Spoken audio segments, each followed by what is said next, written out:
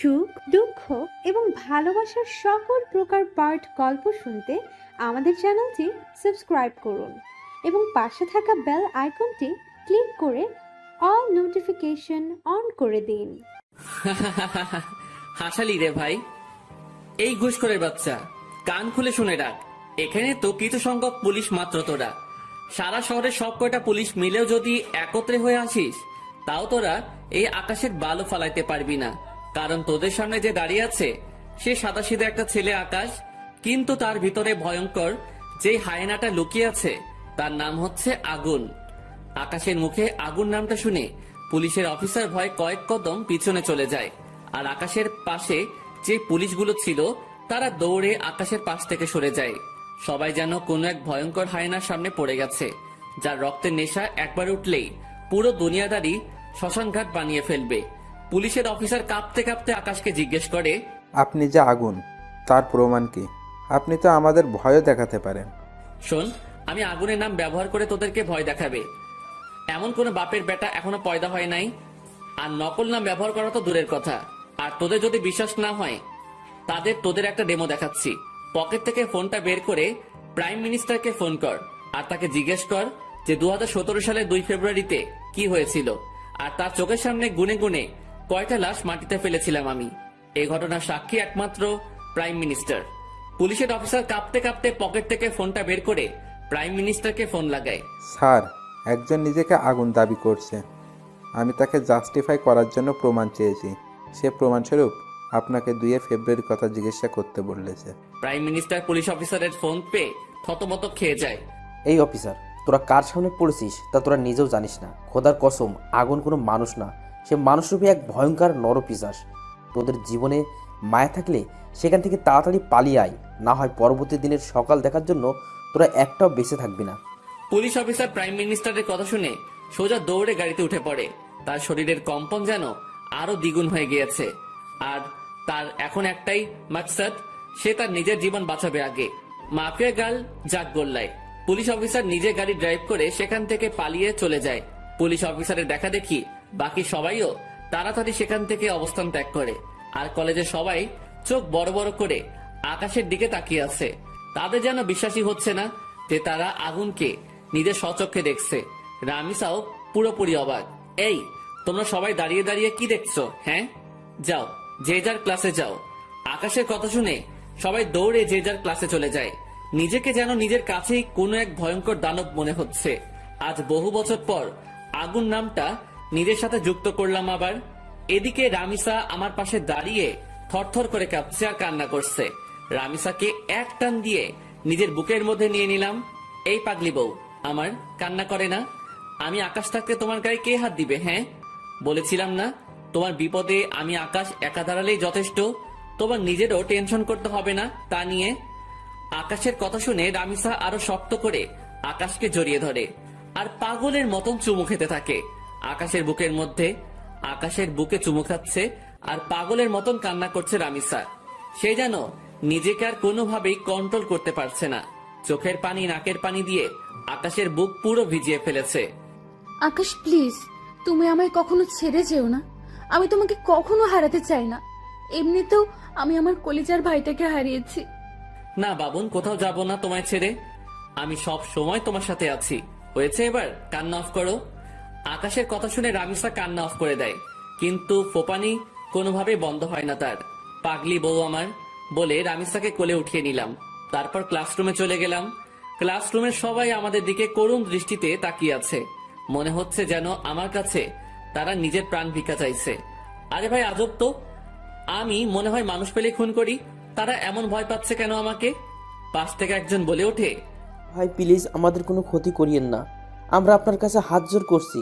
আরে তোমরা কি শুরু করছো? হ্যাঁ, আমিও তোমাদের মতন মানুষ, আমি কোনো নরপশু না। তবে হ্যাঁ, বদ লেভেলের মানুষদের জন্য তাদের বাপ আমি, কিন্তু ভালোর কোনো ক্ষতি আমি আজ পর্যন্ত করিনি, আর করবও না। সো ভয়ের কিছু নেই।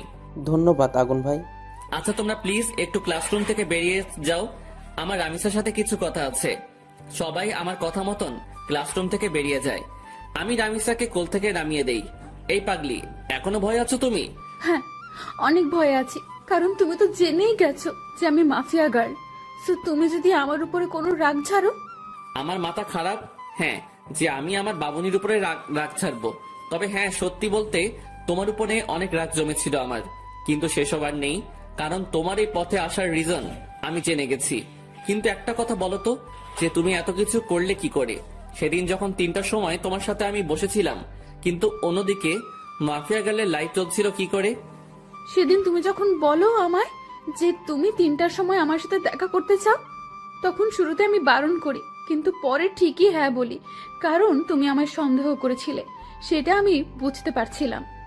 তাই আমি আগ থেকেই লাইভ রেকর্ড করে সেটা 3টায় কাটায় কাটায় সেট করে দিই, আর 3টা বাজতেই সেটা প্লে হয়ে যায় আপনা আপনি। ও বাপরে বাপ, কি মাথা তোমার! আচ্ছা, তা না হয় বুঝলাম, কিন্তু তুমি আমার আইডি কেন হ্যাক করতে উঠে পড়ে লেগেছিলে? আর কি করি বা জানলে যে আমি মাফিয়া গার্লের তালাশ করেছি? তুমি আর শামীম একদিন নদীর পাড়ে বসে বসে আমাকে নিয়ে কথা বলছিলে, আর সাইডে আমি ল্যাপটপ নিয়ে বসেছিলাম। তখন তোমাদের কথা আমার কাছে আসে, তাই তোমার আইডি হ্যাক করে তোমার শিক্ষা দিতে চেয়েছিলাম, কিন্তু পরে দেখি তুমি আমার থেকেও বড় ধরনের খেলোয়াড়, তাই তোমার উপরে রাগ উঠে যায়। তাই এরপর থেকে অনেকবার তোমার আইডি হ্যাক করতে চেষ্টা করেছি আমি, কিন্তু পারিনি। আর তাছাড়া পরে যখন তুমি আমায় প্রপোজাল দাও, আমার সাথে যখন পুরোপুরি মিশে যাও, তখন তোমার উপর থেকে সমস্ত রাগ উঠে যায় আমার, কিন্তু এর পরেও তোমার আইডি হ্যাক করতে চেষ্টা করি। সেটার আসল রিজন হচ্ছে তোমাকে যাচাই করা। আমি দেখতে চেয়েছিলাম তোমার অন্য কোনো মেয়ের সাথে রিলেশন আছে কিনা। রামিসা, তুমি আসলেই মাফিয়া গার্ল নামটা এমনি এমনি রাখোনি। তোমার কাজ বারে বারের সাথে সত্যি নামটার পুরোপুরি মিল রয়েছে। তুমিও তো কম না, কত বড় মাপের মাফিয়া তুমি। তোমার নাম জানে না এমন কেউ নেই। আমার কথা বাদ দাও, আগে তোমারটা বলো, কারণ মাথায় তোমাকে নিয়ে অনেক কয়টা জটলা পেকে আছে। আচ্ছা, তুমি তোমার পুরো আইডেন্টিটি পরিবর্তন কেন করলে? তোমার নাম, চেহারা সবকিছুই কেন হাইড করলে? আর তুমি তো আমার সাথে আগে চলাফেরা করেছো, তুমি তো চাইলে শুরুতে এসে আমার সাথে মিশতে পারতে। আমি প্রতিশোধ নেওয়ার জন্য সব রকমের আইডেন্টিটি মুছে ফেলেছি, আর চেহারা পরিবর্তন না করলে অনেক আগেই ধরা খেয়ে যেতাম, তাই চেহারাও পরিবর্তন করে ফেলেছি। তবে হ্যাঁ, তোমার সাথে আমার আগে থেকেই চলাফেরা ছিল, কিন্তু আমি চাইনি কোনো রিস্ক নিতে, কারণ কারণ এসব করাকালীন যার সাথেই আমার চলাফেরা থাকবে সেই আমায় সন্দেহ করবে, তাই নিজেকে গুটিয়ে রেখেছিলাম। কিন্তু পরবর্তীতে আর পারলাম না, তোমার ভালোবাসায় আটকে গেলাম।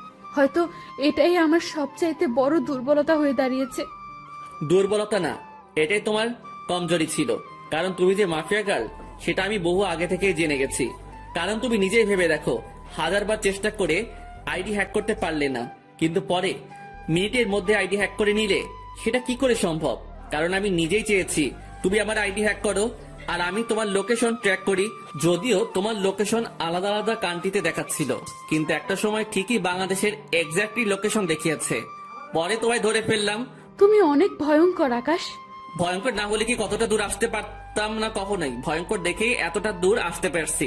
তবে যাক, আমি অনেক খুশি যে আমি আগুনকে ভালোবেসেছি, যে মানুষকে আমি খুঁজছিলাম মনে প্রাণে আমার সাহায্য করার জন্য, কারণ আমি সবকিছু একা সামলাতে পারছিলাম না, তাই তোমার সাহায্যের দরকার ছিল আমার, কিন্তু কোথাও খুঁজে পাইনি।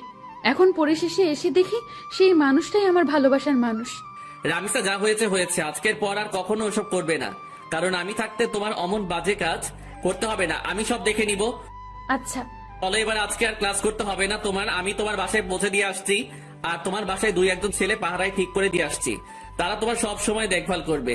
ছেলে ঠিক করবে কেন? কারণ তোমার উপরে এখন অনেকের আক্রোশ জন্মে গেছে, বর্তমানে কঠিন সমালোচনায় রয়েছে তুমি। আমি আগুনের নাম এখন অনেকটাই বিলুপ্ত, আমাকে মানুষ চিনে গেছে সেটা নিয়ে সমস্যা নাই, কিন্তু তোমাকে চিনে গেছে সেটা নিয়ে সমস্যা। কলেজে কেউ না কেউ তো ভাইরাল করে দেবে তোমার কথা, কারণ পুলিশ যখন তোমায় গ্রেফতার করতে এসেছিল তখন তারা কলেজে পাবলিশ করে দিয়েছে যে এই কলেজেই মাফিয়া গার্ল রয়েছে, সে এই কলেজে পড়াশোনা করে। পরবর্তীতে পুলিশ তোমায় গ্রেফতার করার জন্য তালাশ করে, সকলেই তখন বুঝে যায় যে তুমি মাফিয়া গার্ল, সো তাই তোমার সমস্যা হতে পারে। তাই সিকিউরিটি দিচ্ছি তোমার বাড়ির আশেপাশে। আচ্ছা। রামিসাকে বাড়িতে পৌঁছে দিয়ে এসে নিজেও বাসায় চলে আসলাম। আজ অনেক ধকল গেছে, তাই হাত মুখ ধুয়ে শুয়ে পড়লাম।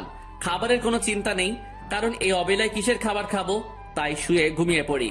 দুপুরে উঠে না হয় খেয়ে নিব। অন্যদিকে পুরো দেশে কিছু সময়ের মধ্যেই মাফিয়া গার্ল ভাইরাল হয়ে যায়।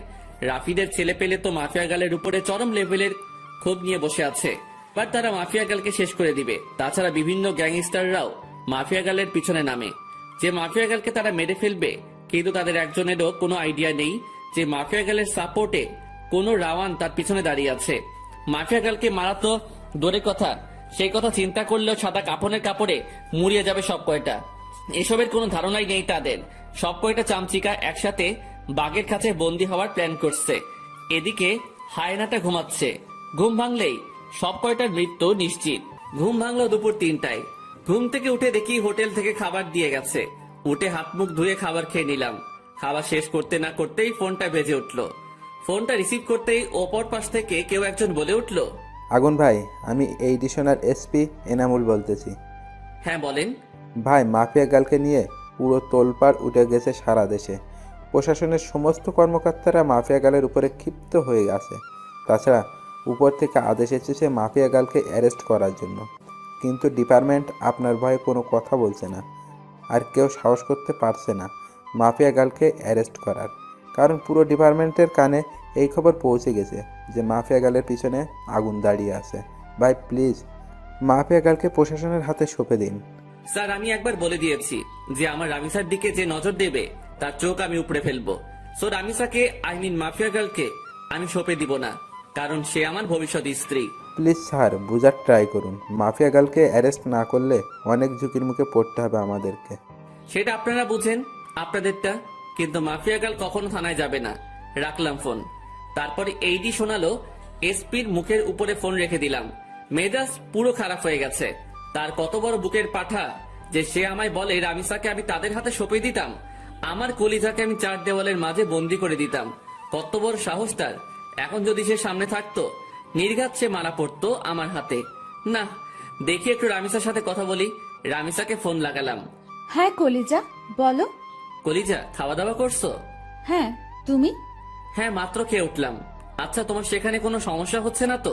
না, কোনো সমস্যা তো হচ্ছে না, কিন্তু বিশাল ভয় করছে আমার। আমার থেকে থেকে খালি এটাই মনে হচ্ছে যে আমি তোমায় হারিয়ে ফেলবো। আরে পাগলি মেয়ে, ভয় পাই না। আমি আকাশ যতদিন বেঁচে আছি ততদিন আমার থেকে তোমাকে কেউ আলাদা করতে পারবে না। I love you Akash. Love you too Babun. আচ্ছা বাবুন, কাল কলেজে আসলে কথা বলবো। আচ্ছা। তারপর ফোনটা রেখে দিয়ে আবারও শুয়ে পড়লাম। অন্যদিকে রাফিদের ছেলেপেলেরা, আরো অনেক টিমের ছেলেপেলেরা একজোট হয়েছে মাফিয়া গার্লকে মারার জন্য। আগামীকাল তারা কলেজ থেকে গিয়ে মাফিয়া গার্লকে তুলে আনবে। সেই খবর কি করে যেন আকাশের কানে পৌঁছে যায়। ওকে, ঠিক আছে, কাল তোদের খেলা আমিও দেখব। বাপ দাদা না চিনে আবলামি করার ফল কালকে তোরা সব কয়জন পাবি। আমার রামিসার দিকে কুনজর দেওয়া আমি বের করে ফেলবো। যত ভালো থাকতে চাই ততই তোরা আমাকে আরো হিংস্র বানিয়ে দিস। কাল তোরা সত্যি আকাশ মাহমুদ ওরফে আগুন তার আসল রূপ দেখতে পাবি।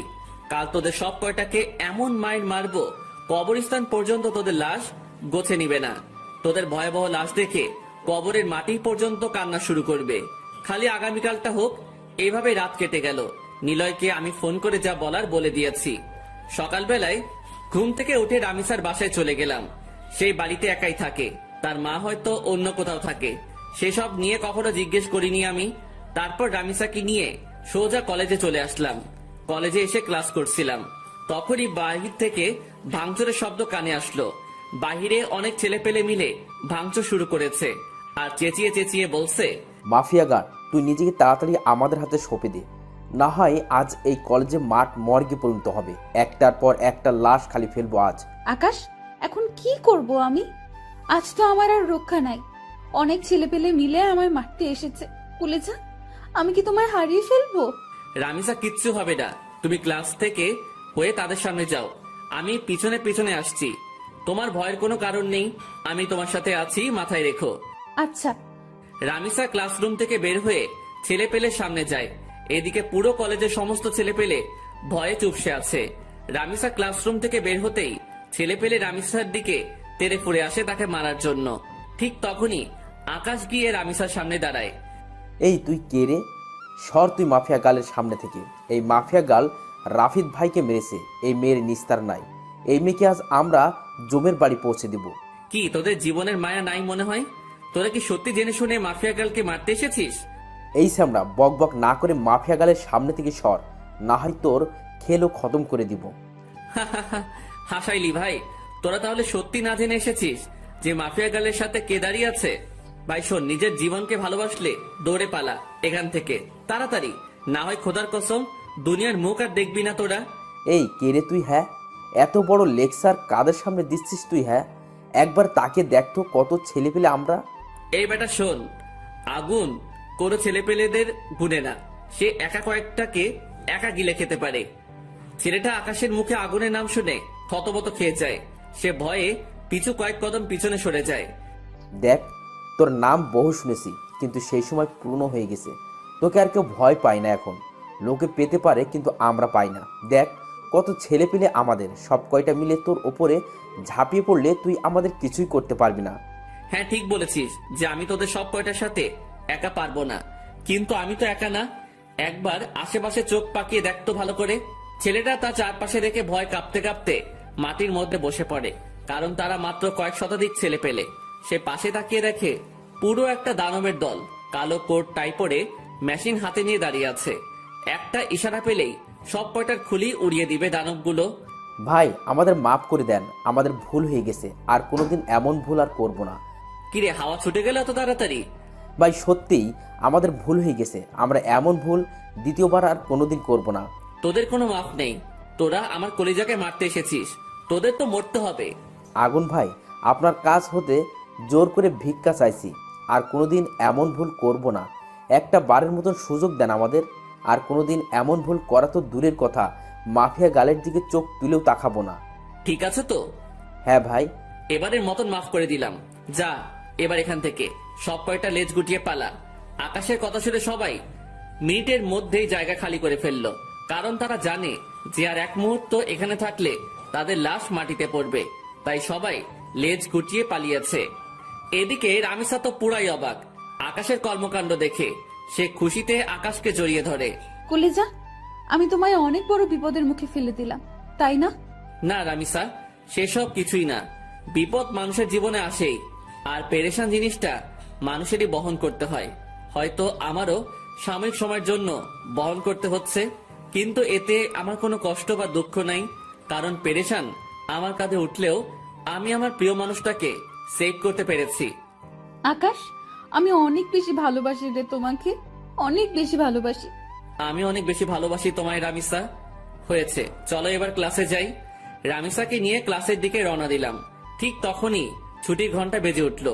আজ নাকি আর ক্লাস হবে না, কারণ কলেজে পরিবেশ পুরো নষ্ট করে দিয়েছে ছেলেপেলেগুলো। আকাশ, ক্লাস তো ছুটি দিয়ে দিয়েছে। হ্যাঁ তুমি থাকো, আমি তোমার ব্যাগ নিয়ে আসছি, তারপর তোমায় বাসায় পৌঁছে দিব। আচ্ছা। আমি ক্লাসরুমে চলে আসলাম ব্যাগ নেওয়ার জন্য। অন্যদিকে আমার ছেলেপেলেদের ইশারা দিয়ে চলে যেতে বলেছি, তারা চলে গেছে।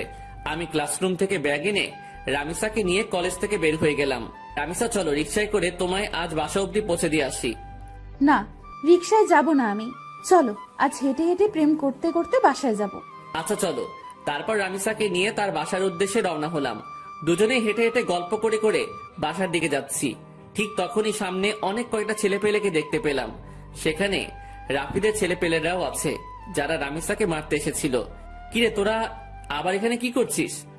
তোকে আর মাফিয়া গালের জমের বাড়ি পৌঁছে দিতে এসেছি, কারণ তখন কলেজে তোর সাথে ছেলে পিলে ছিল, কিন্তু এখন তোর সাথে কেউ নাই, তুই একা। একা হলেও তোদের কেরাতে আমার বেশি সময় লাগবে না। এই তোরা মার সব কয়টা মিলে বেটাকে আর মাফিয়া গালকে। রামিসা তুমি পালাও, আমি এদের দেখছি।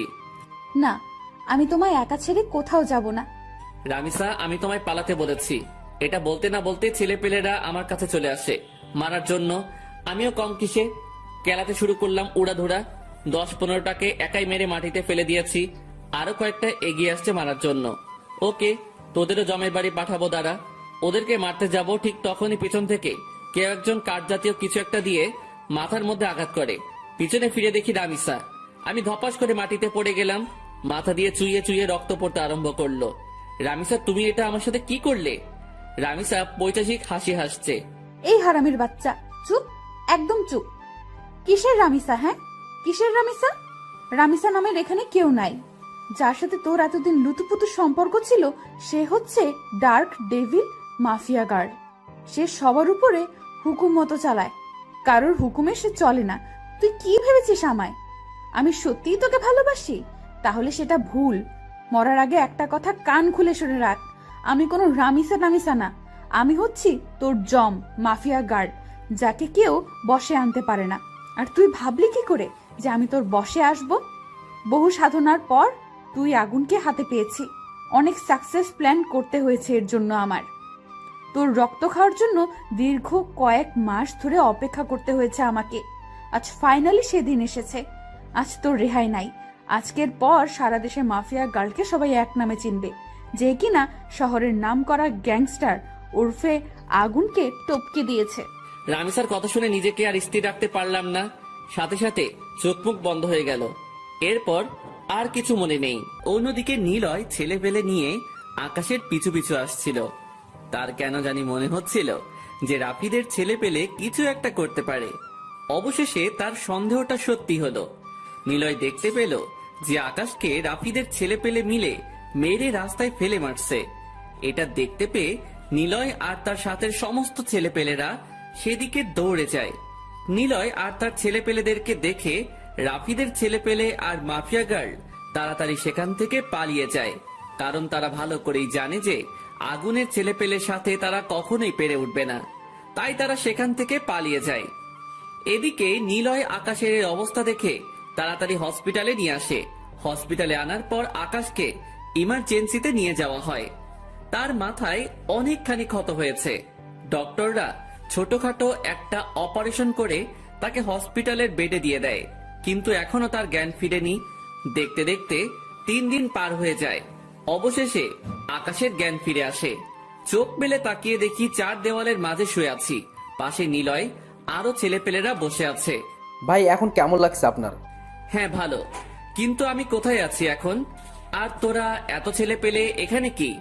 ভাই রাফিদের ছেলে পেলে আপনাকে মেরে মাথায় জখম করে দিয়েছে, তাই হসপিটালে নিয়ে এসেছে আপনাকে। নিলয়ের কথা শুনে পরক্ষণে সমস্ত ঘটনা মনে পড়ল। সেসব মনে পড়তেই যেন ভিতরে দাউ দাউ করে আগুন জ্বলে উঠল। মাফিয়া গার্ল আমায় কি বলেছিল যে সে আমার সাথে ছলনা করেছে, সে আমার সাথে প্ল্যান মোতাবেক খেলা খেলেছে। মাফিয়া গার্ল, তোকে তো আমি ছাড়বো না। ভাই রামিসা ভাবির তো কোনো খোঁজ পেলাম না, উনি কোথায়? নিলয়, সে কোনো নামিসা না, সে আসলেই মাফিয়া গার্ল, যে কিনা আমার সাথে প্ল্যান করে ফেক রিলেশনে জড়িয়েছে। যার আসল মাক সাদ এই ছিল আমাকে শেষ করা। সে আমায় শেষ করে নিজের নাম সারা দেশে ছড়িয়ে দিতে চাইছে। তাই সে আমার সাথে শুরু থেকে এমন খেল খেলেছে। কি ভাই আপনি এসব কি বলছেন? আমার তো বিশ্বাসই হচ্ছে না। নিলয়, এটাই সত্যি। তুই জানিস রাফিদের ছেলেপেলের গায়ে এতটা শক্তি ছিল না যে তারা আমায় মারবে। তারা যখন আমার পথ আটকায় তখন রামিসাকে সেভ করে আমি তাদের সাথে লড়াই করতে শুরু করি, কিন্তু পরিশেষে আপন মানুষই পেটে ছুরি ঢুকিয়ে দিল। না, হয়তোবা আগুনের গায়ে হাত দিবে এমন বুকেট পাটা কারোর হয় নাই। সে ভালো করে জানতো যে আগুনের গায়ে হাত দেওয়া এতটা সহজ না। তাই সে আপন হওয়ার ভান করে সম্পর্ক করেছে, আর পরিশেষে সেই কলিজায় আঘাত করেছে। ভাই সত্যি বললাম, আমরা বিশ্বাস করতেই কষ্ট হচ্ছে সব কথা, কারণ সামনে এত মায়া এত ভালোবাসা দেখিয়ে ভিতরে হারামিপনা পুষলো কি করে? নিলয়, মানুষ পারে না এমন কোনো কিছু নাই। কিন্তু ভাই তাহলে আমি যে তথ্য দিলাম মাফিয়া গার্ল আপনার পূর্বের পরিচিত, আর তার ভাইয়ের কারণে সে এইসব পথে নেমেছে, সেসব কি ভুল? জানি না সেসব ভুল কি সঠিক, তবে এটা বলবো যে ঈশিতা কোনোদিন আমার সাথে এমন ধারা খেলা খেলতে পারতো না, কারণ সে আমার খুব ক্লোজ ছিল। এর ভিতরে হয়তো অন্য কোনো রহস্য লুকিয়ে আছে। তুই ভালো করে খবর নে এটার। আচ্ছা ভাই, আমি এবার পাক্কা খবর এনে আপনার হাতে দিব।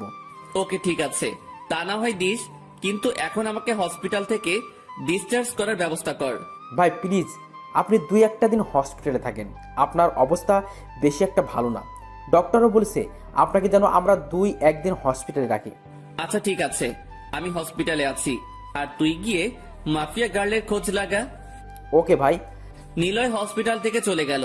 আমি হসপিটালেই রয়ে গেলাম, কারণ সত্যি মাথায় কতটা কড়াভাবে লেগেছে। নিলয় যাওয়ার আগে হসপিটালে ছেলে পেলে রেখে গেছে, যাতে করে আমার কোনো ধরনের সমস্যা না হয়। এদিকে শামীম আমার খবর পেয়ে হসপিটালে ছুটে আসে। কি রে, এখন কেমন লাগছে তোর? হ্যাঁ রে, আগের চেয়ে সুস্থতা অনুভব করছি।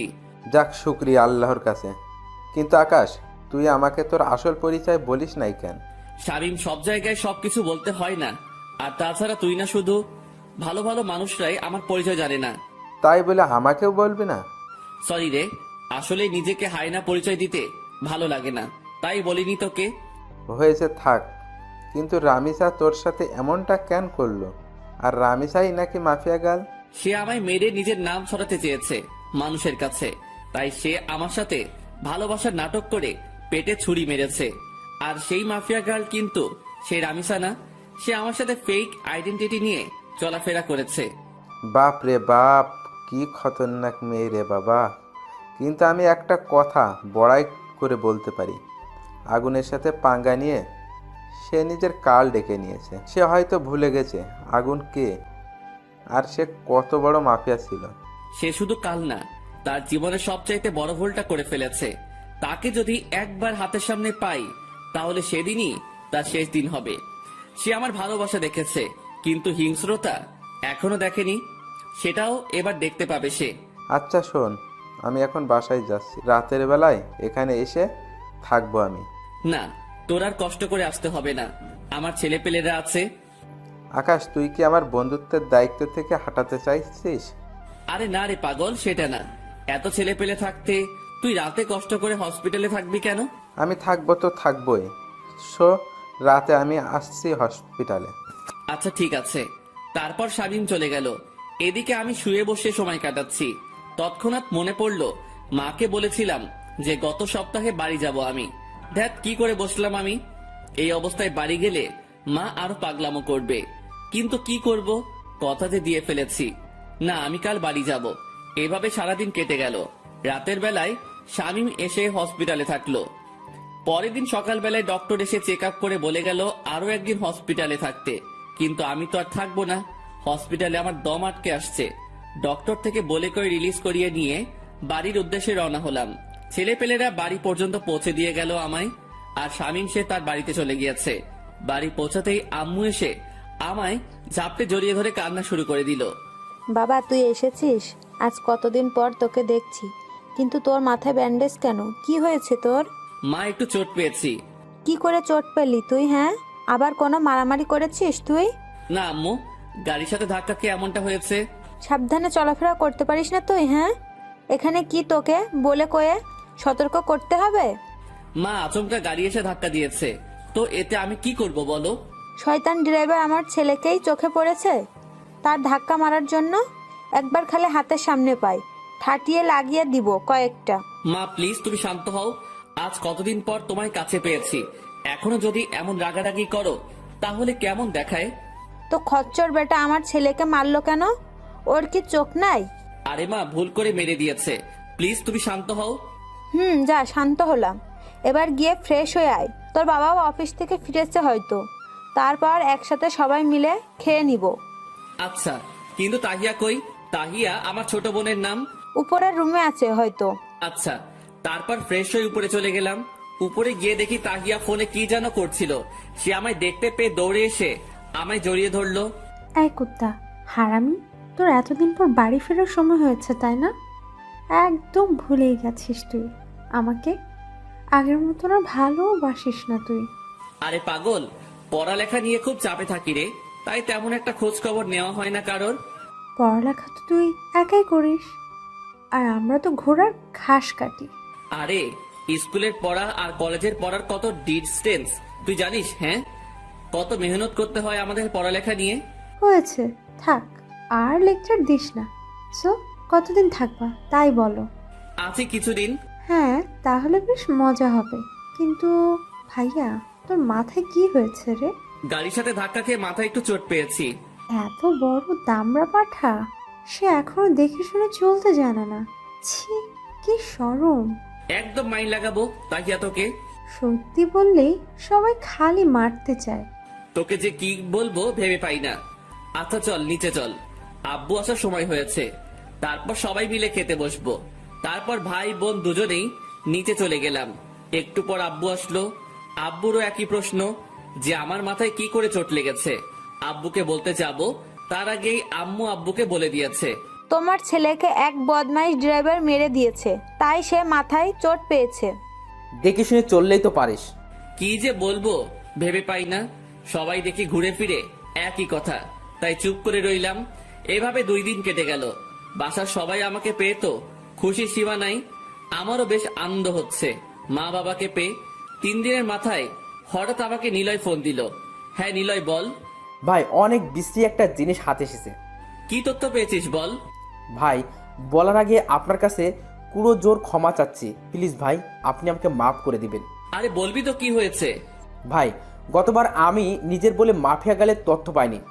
মাফিয়া গাল চাল করে সে নিজেই এমন ফেক তথ্য দিয়েছে আমাদের, আর আমরা ভেবেছি আমরা ছেলেপিলেরাই তথ্য কালেক্ট করেছি, কিন্তু এটা জানতাম না যে মাফিয়া গাল চেয়েছে বিধায় আমরা তার তথ্য পেয়েছি, তাও সেটা ফেক।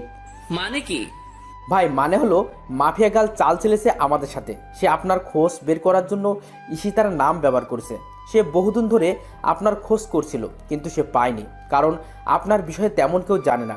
মাফিয়া গার্ল ও না জানানদের মধ্যে একজন, কিন্তু সে আপনার পুরনো কলেজ সম্পর্কে জানতো, যে আপনি অমুক কলেজে পড়তেন। এছাড়া কোনো তথ্যই তার কাছে ছিল না আপনার নামে, তাই সে ঈশিতার রোল প্লে করে। তবে ঈশিতার ভাইকে সত্যিই থানার ওসি মেরেছিল, তাই তারা শহর ছেড়ে গ্রামে চলে যায়। আর একদিন মাফিয়া গাল সেই ফয়দাটাই উঠায়। সে ঈশিতার ছদ্মবেশ ধরে আপনাকে খুঁজে বের করে। সে আপনার খোঁজ বের করার জন্য ভালো সাজে, থানার ওসিকে মারে। সে এমনটা করে বুঝতে চেয়েছে যে সে তার ভাইয়ের মৃত্যুর প্রতিশোধ নিচ্ছে, কিন্তু সত্যিকার অর্থে আসল ঈশিতারা গ্রামে চুপচাপ বসবাস করছে। তারা সব কিছু যেন ভুলে গিয়েছে, কিন্তু মাফিয়া গাল সেই সুযোগ কাজে লাগিয়েছে। সে আপনার কাছে আসার জন্য সেসব ফেক তথ্যগুলো আমাদের হাতে তুলে দিয়েছিল, যাতে করে আপনাকে মেরে ফেলতে পারে। আর সে ইচ্ছা করেই ঈশিতার ভাইয়ের ব্যাপারটা সামনে এনেছে আমাদের, যাতে করে আমরা সেই তথ্য মোতাবেক আগাই আর সে তার কাজের আঞ্জাম দিতে পারে। অবশেষে সে তাই করলো। ঈশিতার নাম ব্যবহার করে ফেক তথ্য দিয়ে সে তার কাজ চালিয়ে গেল, আর মাঝে গোমরা হলাম আমরা সকলেই। নিলয়ের কথা শুনে যেন পায়ের নিচ থেকে মাটি সরে গেছে আমার। ওর কথাগুলো যেন নিজেই কানকে বিশ্বাস করাতে পারছি না আমি। নিলয়, কি বলছিস তুই এসব? হ্যাঁ ভাই সত্যি বলছি, সে ইচ্ছা করে আমাদের ভুল তথ্য দিয়েছে। ভাই এখনকার মতে সত্যি হলো এটাই যে আমরা তার খোঁজ বের করিনি। সে আমাদের খোঁজ বের করে নিজ ইচ্ছায় যার নিজের নামে ফেক তথ্য তুলে দিয়েছে, যাতে করে আমরা গোমরা হই। মাথায় তো কিছুই কাজ করছে না নিলয়।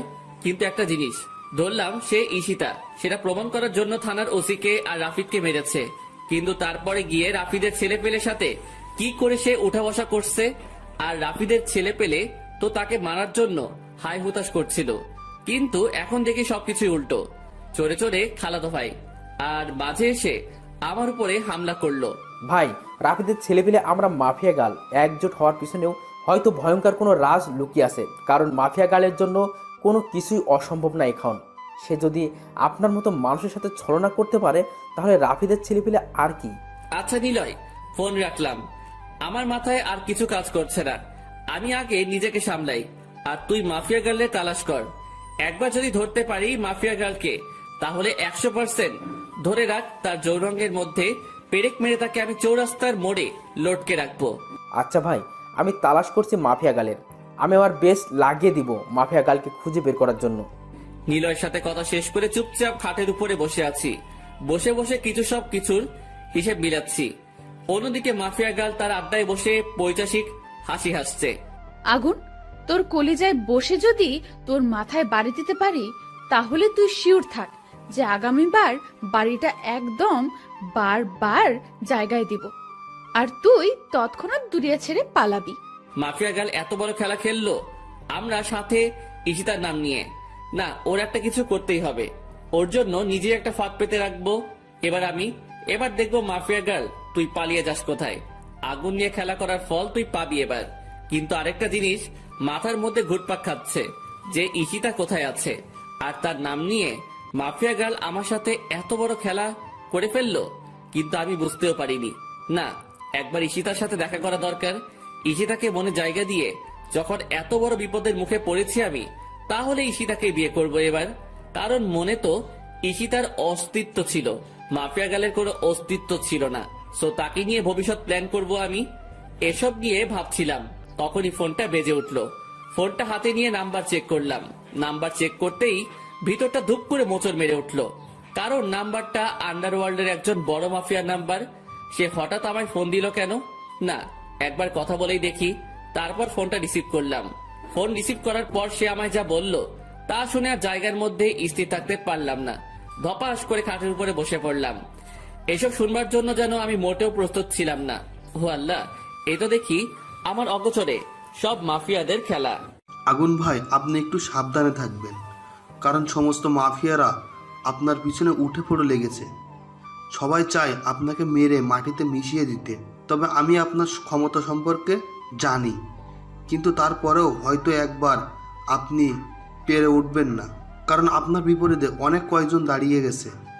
সবাই চায় বাংলার মাটিতে হুকুমত চালাতে, তাই মাফিয়া গার্ড নামক ভয়ঙ্কর হাইনাটাকে আপনার জন্য ঠিক করেছে। রেদওয়ান ভাই, আগুন কত বড় খেলোয়াড় সেটা হয়তো আপনি ভুলে গেছেন। ভাই, তা আমি ভুলিনি, কিন্তু মাফিয়া গার্ড ও কম না, সে অনেক শক্তিশালী।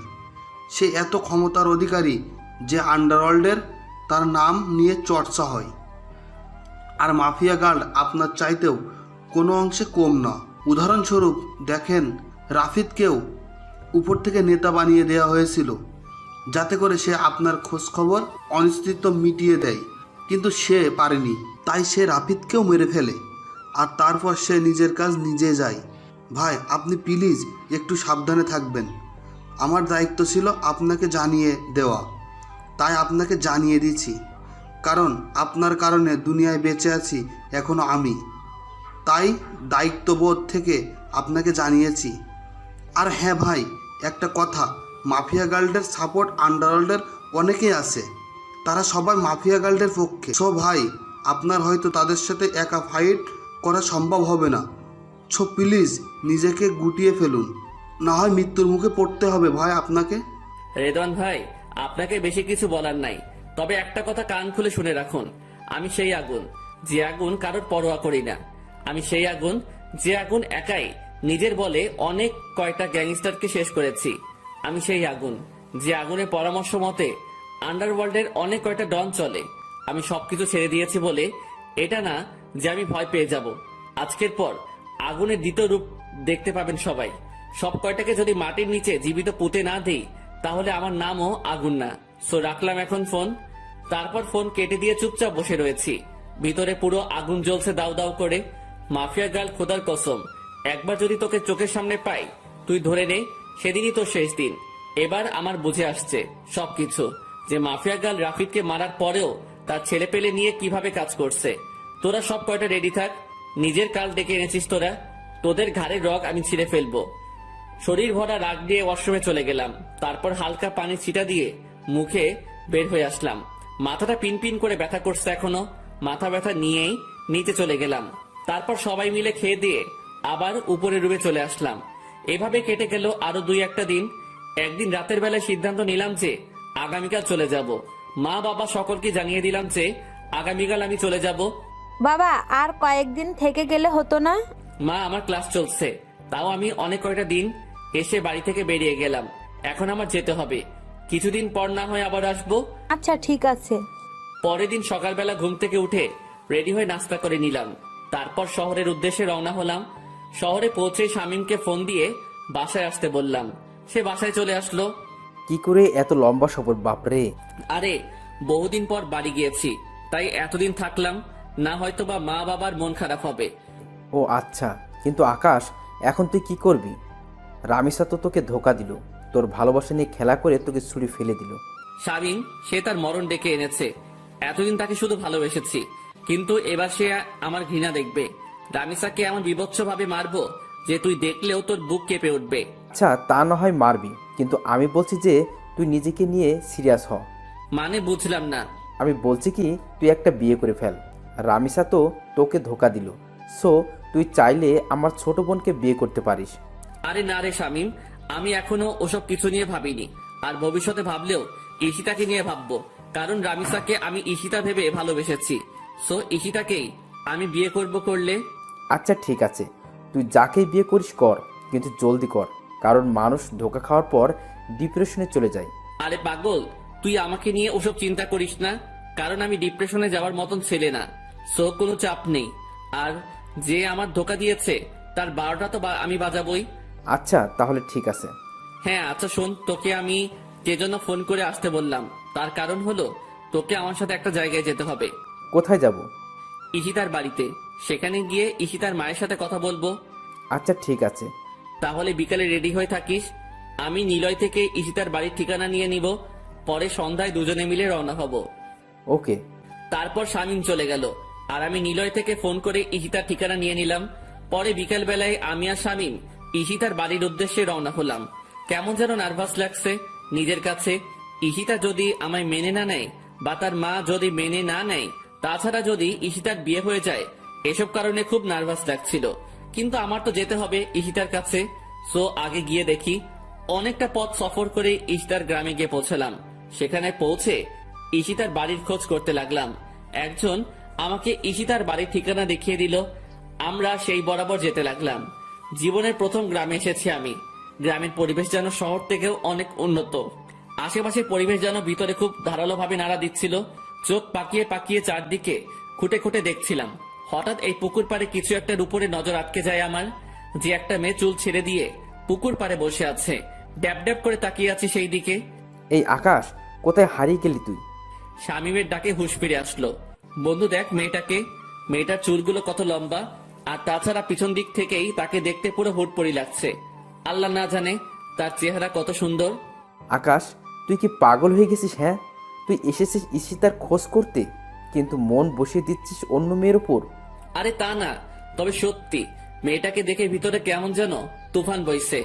বেয়াদব পোলা, চল তুই আগে ঈশিতার বাড়ির খোঁজ করি। আচ্ছা চল।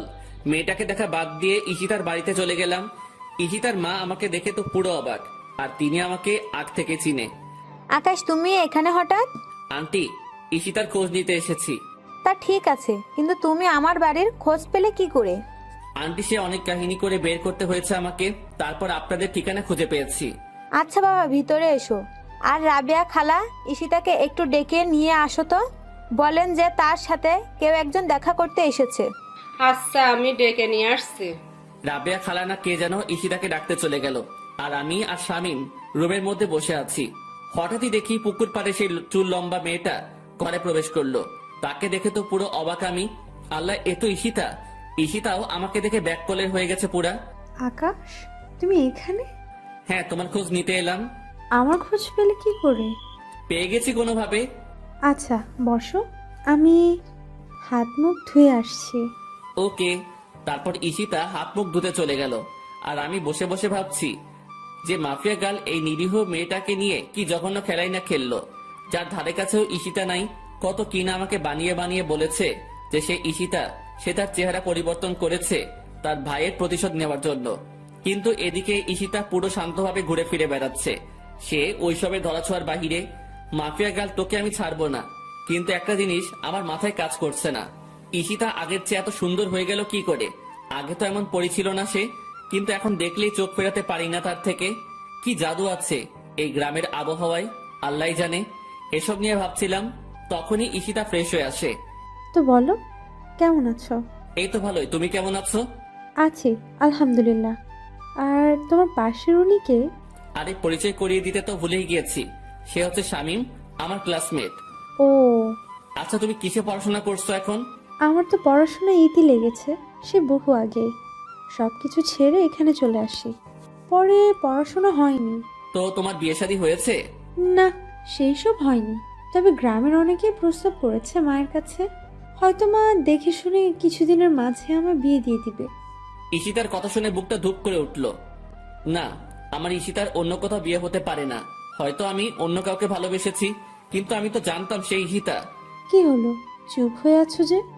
আসলে ঈশিতা, আমি অনেক বড় স্বপ্ন নিয়ে এখানে এসেছি। কি স্বপ্ন আকাশ? আমি এসেছি তোমায় ঘরের বউ করার জন্য। ঈশিতা আকাশের মুখে এমন ধরনের কথা শুনে পুরো থতমত খেয়ে যায়। আকাশ, কি বলছো এসব তুমি? কি পাগল টাগল হয়ে গেলে তুমি? শহরে এত ভালো ভালো মেয়ে থাকতে আমার মতন গ্রাম্য মেয়েকে বিয়ে করবে তুমি?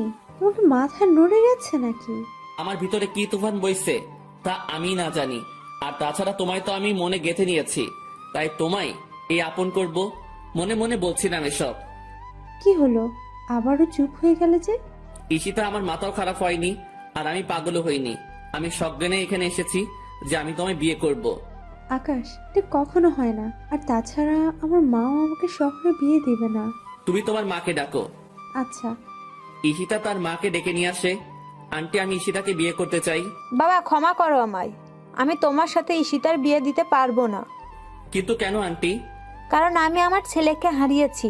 শহরের এই দূষিত মানুষগুলো আমার ছেলেকে আমার কাছ থেকে কেড়ে নিয়েছে। আমি চাই না একইভাবে আমার মেয়ের প্রাণটাও যাক। আন্টি, আপনি বোঝার চেষ্টা করেন, আমি অনেক আশা নিয়ে এখানে এসেছি। বাবা, তোমায় নিরাশ করার জন্য আমি ক্ষমা চাইছি, কিন্তু আমি আমার মেয়েকে শহরে বিয়ে দিব না। আন্টি, আপনি আগে শান্ত মাথায় আমার কথা শুনুন। দেখুন, আমি ঈশিতাকে অনেক আগ থেকে ভালোবাসি, তাই তাকে বিয়ে করে নিজের বউ বানাতে চাই। কিন্তু আমি তো আমার মেয়েকে হারাতে চাই না। আমার একটাই মেয়ে, তাকে হারিয়ে আমি এতিম হতে চাই না। আন্টি, ঈশিতার গায়ে হাত দিবে আমি থাকতে?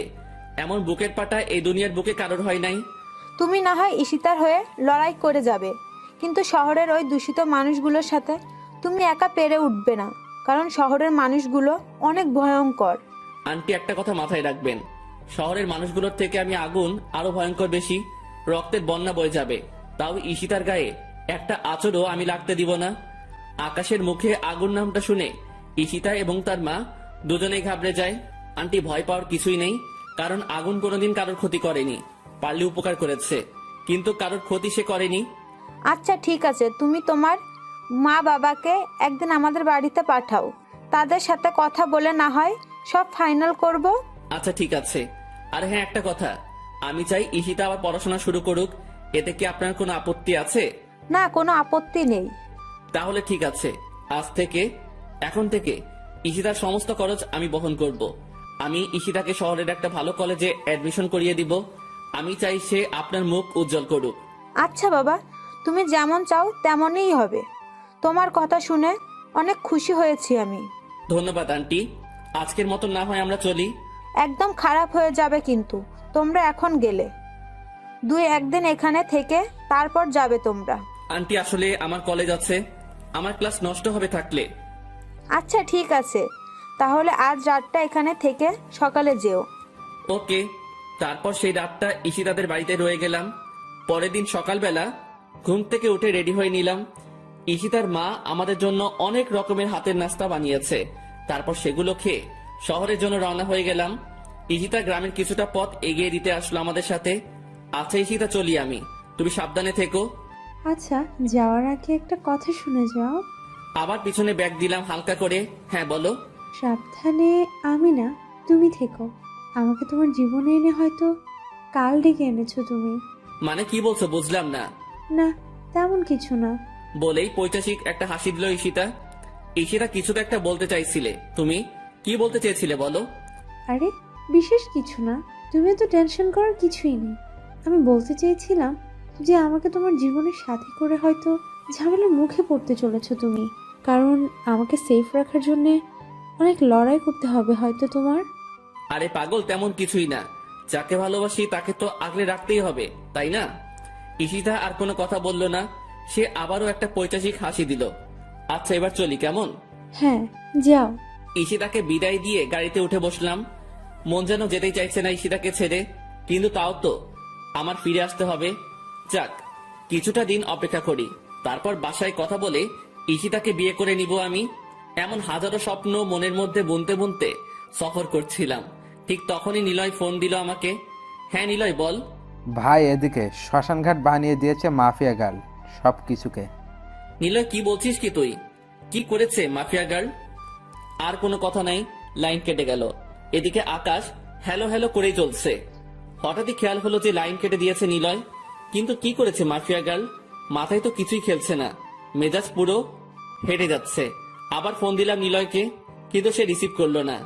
এদিকে টেনশনে তো মাথা ফেটে যাচ্ছে। সাথে সাথে মোবাইলে একটা মেসেজ আসলো। মেসেজ বক্স ওপেন করে মেসেজটা পড়তেই পায়ের নিচ থেকে যেন মাটি সরে গেল আমার।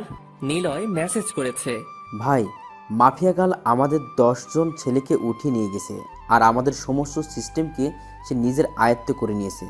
আমরা কার সাথে কথা বলি, কখন কি করি, সমস্ত কিছু সে মুহূর্তের মধ্যে জেনে যাচ্ছে। তাই আমি ফোন কেটে দিয়েছি। ভাই প্লিজ, আপনি তাড়াতাড়ি এসে এদিকটা সামলান। নিলয়ের কথা শুনে মাথাটা গোলক ধাঁধার মতন ঘুরপাক খাচ্ছে। মাফিয়া গার্লের কত বড় সাহস যে সে আমার ছেলে পেলেকে উঠিয়ে নিয়ে যায়। না, এর একটা হেস্তনেস্ত করতেই হবে। একবার শহরে পৌঁছে নেই, তারপর সব কয়টার ঘাড়ে রক ছিড়ব। কোনো মতে সফর করে শহরে পৌঁছে গেলাম। শামীম বাসায় চলে গেল আর আমি আমার বাসায় চলে আসলাম। এসে নিলয়কে ফোন করে বাসায় আসতে বললাম। সে তাড়াতাড়ি আমার বাসায় চলে আসলো। হ্যাঁ বলো, এবার সমস্ত কিছু। ভাই, আমরা আড্ডায় ছিলাম, হঠাৎ একজন ফোন করে বলে মাফিয়া গার্ল নাকি নাইমকে উঠিয়ে নিয়ে গেছে। তারপর যে ফোন করে তাকেও কিছু সময়ের মধ্যে মাফিয়া গার্ল উঠিয়ে নেয়। এভাবে প্রায় 9-10 জন ছেলেকে মাফিয়া গার্ল উঠিয়ে নেয়। তারপর বুঝতে পারি যে মাফিয়া গার্ল আমাদের সিস্টেমকে হ্যাক করেছে। তারপর থেকে ফোন অফ করে দেই আমরা। তোরা তাহলে কি করছিলি তখন? এতগুলো ছেলে থাকতে মাফিয়া গার্লের সাহস কি করে হয় যে আমার ছেলে পেলেকে উঠিয়ে নেওয়ার? ভাই, আমরা অনেক ছেলেপিলে আছি ঠিক, কিন্তু মাফিয়া গার্ল ভয়ঙ্কর কিছু নরপশু নিয়ে মাঠে নেমেছে, যাদের সামনে আমরা কিছুই না। যতদূর জানতে পেরেছি, সে একটা বিশাল নরপশুর দল নিয়ে আমাদের ছেলেপেলেকে উঠিয়েছে। ওকে ঠিক আছে, আমি দেখছি। তুই আমাদের সমস্ত ছেলেপেলেকে অ্যালার্ট করে দে যে সবাই যেন সাবধানে থাকে। ওকে ভাই। আর তুই নিজেও একটু সাবধানে থাক। দরকার হয় পাওয়ার পয়েন্টে চলে যা। ওকে ভাই। নিলয় চলে গেল। এদিকে আমার মাথা তো টেনশনে ফেটে যাচ্ছে। মাফিয়া গার্ল কি করে আমার ছেলেপেলের তথ্য বের করলো? যেখানে কয়েক বছর ধরে আমি নিজেই নিতে আছি, সেখানে আমার ছেলেপেলের খোঁজ বের করে ফেললো মাফিয়া গার্ল। না, কোনো একটা তো ঘাপলা আছে। হয়তোবা আমাদের কোনো স্টেপ সম্পর্কে মাফিয়া গার্ল জেনে গেছে। না, হয়তোবা আমাদের ভিতরেই কেউ একজন আছে যে কিনা মাফিয়া গার্লকে সমস্ত তথ্য দিচ্ছে। না, আর ভাবতে পারছি না। তখনই ঈশিতা ফোন দিল। আকাশ, তুমি ঠিকঠাক পৌঁছেছো তো? হ্যাঁ ঈশিতা, আমি ঠিকঠাক পৌঁছেছি। যাক, শুক্রিয়া খোদার কাছে যে তোমায় ভালোই ভালোই নিয়ে পৌঁছেছে। আচ্ছা শোনো, ফ্রেশ হয়ে কিছু খেয়ে দিয়ে নিও। আচ্ছা, তুমিও খেয়ে দিয়ে নিও। আচ্ছা, তাহলে এবার ফোন রাখি, মায়ের সাথে কাজ করব একটু। আচ্ছা। ঈশিতা ফোনটা রেখে দিল আর আমি উঠে গিয়ে ফ্রেশ হয়ে নিলাম। তারপর খাবার খেয়ে ঘুমিয়ে পড়লাম। সফর করার কারণে মাথাটা বিশালভাবে পেইন দিচ্ছে। তার উপরে মাফিয়া গার্লের চাপ মাথায়। বিছানায় শুয়ে ঘুমিয়ে পড়লাম। শরীরটা ক্লান্ত, তাই বিছানায় পিঠ ঠেকাতেই ঘুম চলে এসেছে। ঘুমের রাজ্যে হারিয়ে গেলাম আমি। হঠাৎ এই বিকট আওয়াজে ফোনটা বেজে উঠল। আমি সাথে সাথে লাফ দিয়ে শোয়া থেকে উঠে বসে পড়লাম। পাশেই তাকিয়ে দেখি ফোনটা বাজছে। শামীম ফোন করেছে। খোদার অহংকার তো বেটা তোরে, ফোন দেওয়ার আর সময় পেলি না। ফোনটা কানের পাশে থাকায় এত জোরে আওয়াজ হয়েছে যে পুরো মাথার যন্ত্রণা উঠে গেছে। আরে আকাশ, কি করছিস তুই? হ্যাঁ, আমি সমুদ্রে রিক্সা চালাচ্ছিলাম। বেটা বেয়াদব, দুপুর বাজে 3টা। তুই জানিস না যে এই সময় আমি কি করি? বেটা ছাগল, মরার ঘুম ফেলা। তাড়াতাড়ি ইউটিউবে গিয়ে মাফিয়া গার্লের চ্যানেল ভিজিট কর, দেখ মাফিয়া গার্ল লাইফে এসে কি সব বলছে। আচ্ছা দাঁড়া, দেখছি। ফোন কেটে দিয়ে ঘুম ঘুম চোখ নিয়ে ইউটিউবে ঢুকলাম। ইউটিউবে গিয়েই মাফিয়া গার্লের চ্যানেল ভিজিট করলাম। মাফিয়া গার্ল সেখানে লাইভে এসেছে। আপনাদের সকলকেই বলেছিলাম যে এই দেশে কোনো গ্যাংস্টার থাকবে না, সো থাকবেই না। আমি আমার কর্মকাণ্ড শুরু করে দিয়েছি। আজ 10টা গ্যাংস্টারকে উঠিয়েছি। এদের সব কয়টাকে একে একে করে মায়ের ভোগে পাঠিয়ে দিব আমি। আর বাকি যারা আছেন তারা সকলেই সাবধান, কখন যে কার পালা এসে যায় কে জানে। সো সকল গ্যাংস্টারদের বলছি, তোরা সবাই গা ঢাকা দিয়ে থাক, না হলে হয়তো এমন বেরেহেম মত মারবো যে কবরে পর্যন্ত তোদের জায়গা হবে না। আর আগুন, তোকে বলছি, তুই যত বড়ই গ্যাংস্টার হোস না কেন, তোর মৃত্যু আমার হাতেই লেখা আছে। তুই জানিস না যে তুই কার বাড়া ভাতে ছাই দিয়েছিস। তোকে যে কিভাবে মারবো সেটা উপরওয়ালাই ভালো জানেন।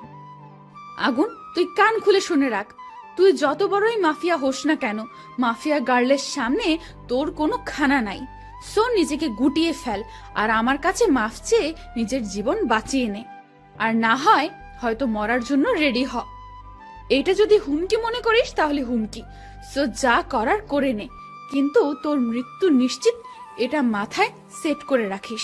সো চললাম, আজকের মতন এখানেই বিদায়, আবার দেখা হবে অন্য কোনো দিন। মাফিয়া গার্লের লাইভ শুনে ভিতরে দাউ দাউ করে আগুন জ্বলছে। 2 দিনের মাফিয়া গার্ল কিনা আমাকে থ্রেট দেয়। তার বুকে একটু ভয় নেই যে আমি আগুনকে সে মরার কথা বলে। সে যে এসব করে নিজের আমলনামা ভারী করছে সেসব হয়তো সে জানে না। উড় উড়, আরো বেশি করে উড় মাফিয়া গার্ল। কিন্তু মাথায় রাখিস, আমি আগুনের হাত যেদিন তোর উপরে উঠবে, সেদিন তুই জমিনে টিকে থাকা তো দূরের কথা, মাটির নিচেও গিয়েও জায়গা পাবি না। এমন ভাবে মারবো তোকে, তোর বিভৎস লাশ দেখে হয়তো আল্লাহর সৃষ্টি কবরের নিচের ভয়ঙ্কর সাপগুলাও তোকে স্পর্শ করবে না। তারা নিজেও তোর লাশ দেখে আতঙ্কিত হয়ে যাবে সেদিন। তুই খালি একটু ধৈর্য ধর, তারপর তোর ব্যবস্থা আমি করে দিব। রাগে সারা শরীর কিটমিট করছে, নিজেকে আর কন্ট্রোল করতে না পেরে বাসা থেকে বের হয়ে গেলাম। বের হয়ে সোজা কাকুর দোকান। কাকু, চা দাও একটা। কি মামা, আজ এত টেনশন দেখাচ্ছে কেন তোমারে? কাকু, কিছু মানুষ নিজেরে দেবতা দাবি করে। তারা মনে করে তাদের মৃত্যু নাই, তাই তারা যার তার উপরে টক্কর দিয়ে বসে। কিন্তু তারা এটা জানে না যে বাপেরও বাপ আছে। সে বাপ যেদিন আসল ফর্মে আসবে, সেদিন তাদের মৃত্যু নিশ্চিত। মামা, তোমার কথার আগামাথা তো কিছুই বুঝলাম না। কাকু, আজ বুঝবে না, কিছুদিন পর আপনা আপনি বুঝে যাবা সব। ধুর, মাথায় কিছুই ধরে না। আচ্ছা নাও, তোমার চা নাও। কাকুর হাত থেকে চা নিয়ে সেটা খেতে আরম্ভ করলাম। হঠাৎই চোখ পড়লো পাশের একটা জায়গায়। সেখানে কিছু ছেলে পেলে মিলে একটা ছেলেকে পিটাচ্ছে।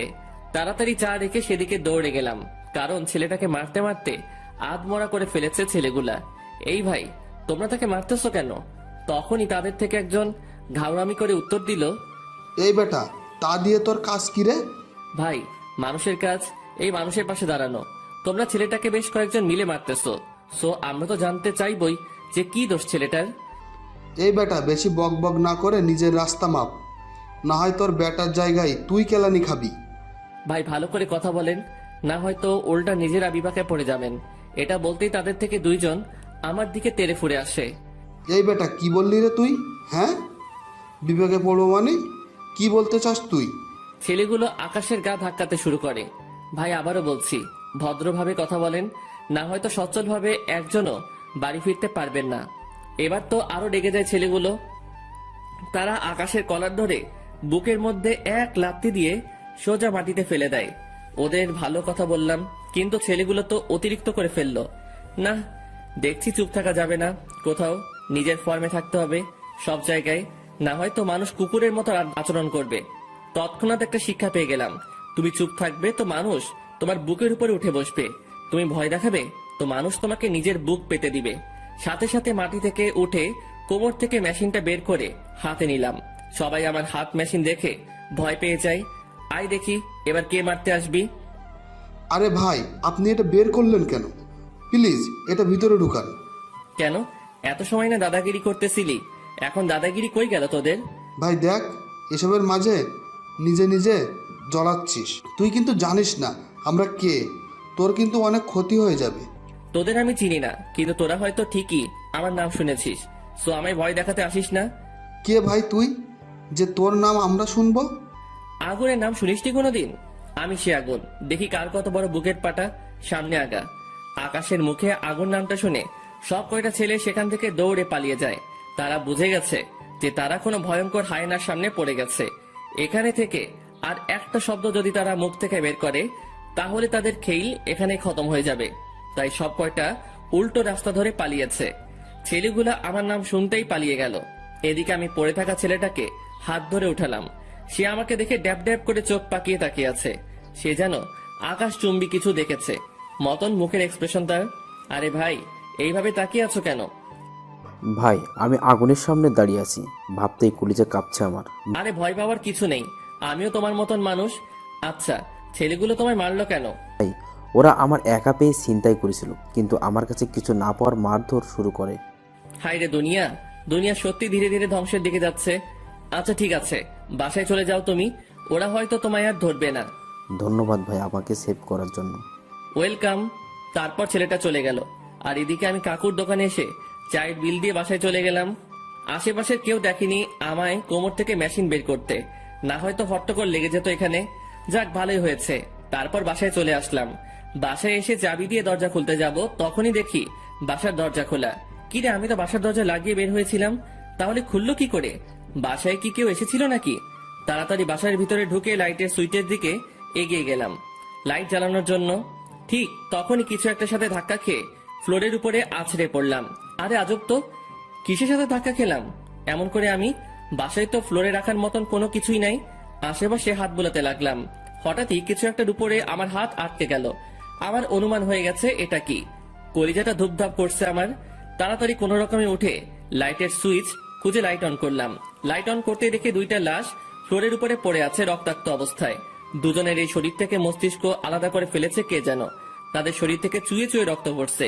এসব দেখে যেন পুরোপুরি স্তব্ধ হয়ে গেছে আমি। আমার মুখ দিয়ে আর কোনো কথা বের হচ্ছে না, কারণ মুখ দুইটাই আমার পরিচিত। লাশের বিভৎসতা দেখে শরীর গিরগির করে কাঁপছে। ছেলে দুইটা আমার টিমেরই ছিল। চোখের কোণ বেয়ে টুপটুপ করে পানি ঝরছে। ওদের মস্তিষ্ক আলাদা হয়েছে তো কি হয়েছে? ওদের চোখ দুটো আমার দিকে করুণ দৃষ্টিতে তাকিয়ে আছে। তারা যেন আমাকে কারোর নামে নালিশ করতে চায়। ওদের অসহায় চোখ দুটোর দিকে আর তাকাতে পারছিলাম না। হাত নিয়ে দুজনের চোখ জোড়াকে মিলিয়ে দিলাম। তাদের মাথা থেকে এখনো গরম রক্ত চুয়ে চুয়ে পড়ছে। ভিতরে যেন ফেটে যাচ্ছিল কষ্টে। ভাই তোরা টেনশন করিস না, তোদের রক্ত ধরে শপথ করছি মাফিয়া গালকে এর থেকেও বিভৎসভাবে মারবো আমি। ভিতরটা যেন অগ্নিশিখার মতন দাউ দাউ করে জ্বলছে। সাথে সাথে চোখ মুখ মুছে নিলাম। মাফিয়া গার্ল তোর কাম ডাউন শুরু। তারপর নিলয়কে ফোন দিলাম। হ্যাঁ ভাই বলেন। তুই একটু কষ্ট করে আবার আমার বাসায় আয়, আর আসার সময় সাথে দুজনকে নিয়ে আসবি। আচ্ছা ভাই। আধা ঘন্টার মধ্যে নিলয় দুজনকে নিয়ে আমার বাসায় হাজির হলো। আমি এখনো লাশের পাশে বসে আছি।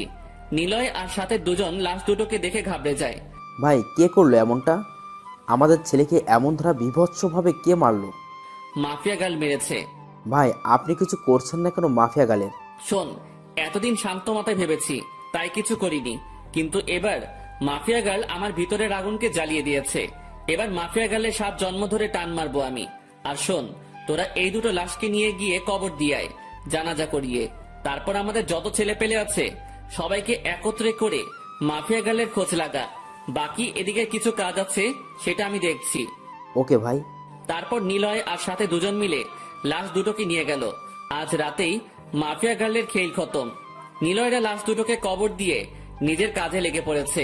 এদিকে আমি বাসা পরিবর্তন করে নিয়েছি, কারণ মাফিয়া গার্ল আমার বাসার ঠিকানা পেয়ে গেছে। তবে আমার বাসা পরিবর্তন করার প্রয়োজন ছিল না কোনো, কিন্তু আমি করেছি একটা কারণে। মাফিয়া গার্ল যখন আড়ালে থেকে খেলা খেলছে, তাহলে আড়াল থেকে খেলার মজাটা এবার তোকে বুঝিয়ে দিব আমি। রাতের বেলায় বসে বসে নিলয়দের ফোনের অপেক্ষা করছি। রাতের বাজে 9টা, ঠিক তখনই নিলয় ফোন দিল। ভাই রাফিদের ছেলেপিলের খবর পেয়ে গেছি। তারা মূলত তাদের আড্ডায় থেকে সমস্ত কাজকর্ম চালিয়ে যাচ্ছে। ওকে, তোরা চৌরাস্তার মোড়ে দাঁড়া, আমি মিনিট 10 মধ্যে আসছি। ওকে ভাই। নিলয় ছেলে পেলে নিয়ে ওয়েট করছে আমার জন্য। এদিকে আমি খাটের নিচ থেকে চাইনিজ কুড়াল আর মেশিনটা কোমরে গুঁজে নিলাম। তারপর চৌরাস্তার মোড়ে চলে গেলাম। সেখানে গিয়ে দেখি প্রায় শতাধিক ছেলে পেলে একত্রে হয়েছে। ভাই এখন কি করবেন? এখন সোজা রাফিদের ছেলে পেলের আড্ডাখানায় চলে যাব। তারপর মাফিয়া গার্ল সহ সব কয়টাকে কুপিয়ে মেরে আসবো। সবাই আকাশের কথা শুনে হা হয়ে তাকিয়ে আছে। আকাশকে যেন আজ কোনো হিংস্র পশুর মতন লাগছে। নিলয় আর ছেলে পেলেকে নিয়ে আড্ডায় চলে গেলাম। সেখানে গিয়ে দেখি আড্ডাখানার ভিতর থেকে অট্টহাসির আওয়াজ কানে ভেসে আসছে। নিলয় শোন, তোরা শুধু বাহির থেকে চারপাশটা ঘিরে ফেলবি, আর ভিতরে আমি একাই সব কয়টাকে খেলে দিয়ে আসবো। ভাই এ কি বলছেন আপনি? আপনি একা ভিতরে যাবেন? সেখানে কয়জন ছেলেপিলে আছে কে জানে? আর তাছাড়া মাফিয়া গালও তো ভিতরে আছে। আপনি একা তাদের সাথে কি করে লড়াই করবেন? নিলয় ভিতরে যত বড় মাপের ব্যাটা থাকুক না কেন, মাথায় রাখিস আগুনে ঝাঁপ দেওয়ার ক্ষমতা কারণ নাই। আচ্ছা ভাই, আমরা বাইরে থেকে ঘিরে ফেলছি। আমি সোজা গেট দিয়ে ভিতরে ঢুকে গেলাম। ভিতরে গিয়ে দেখি অনেক কয়টা ছেলে পেলে একত্রে বসে আড্ডা মারছে। তাদেরকে দেখে হিংস্রতার মাত্রাটা এতটা বেড়ে গেল, সোজা গিয়ে একটার বুকের মধ্যে লাথি বসিয়ে দিলাম।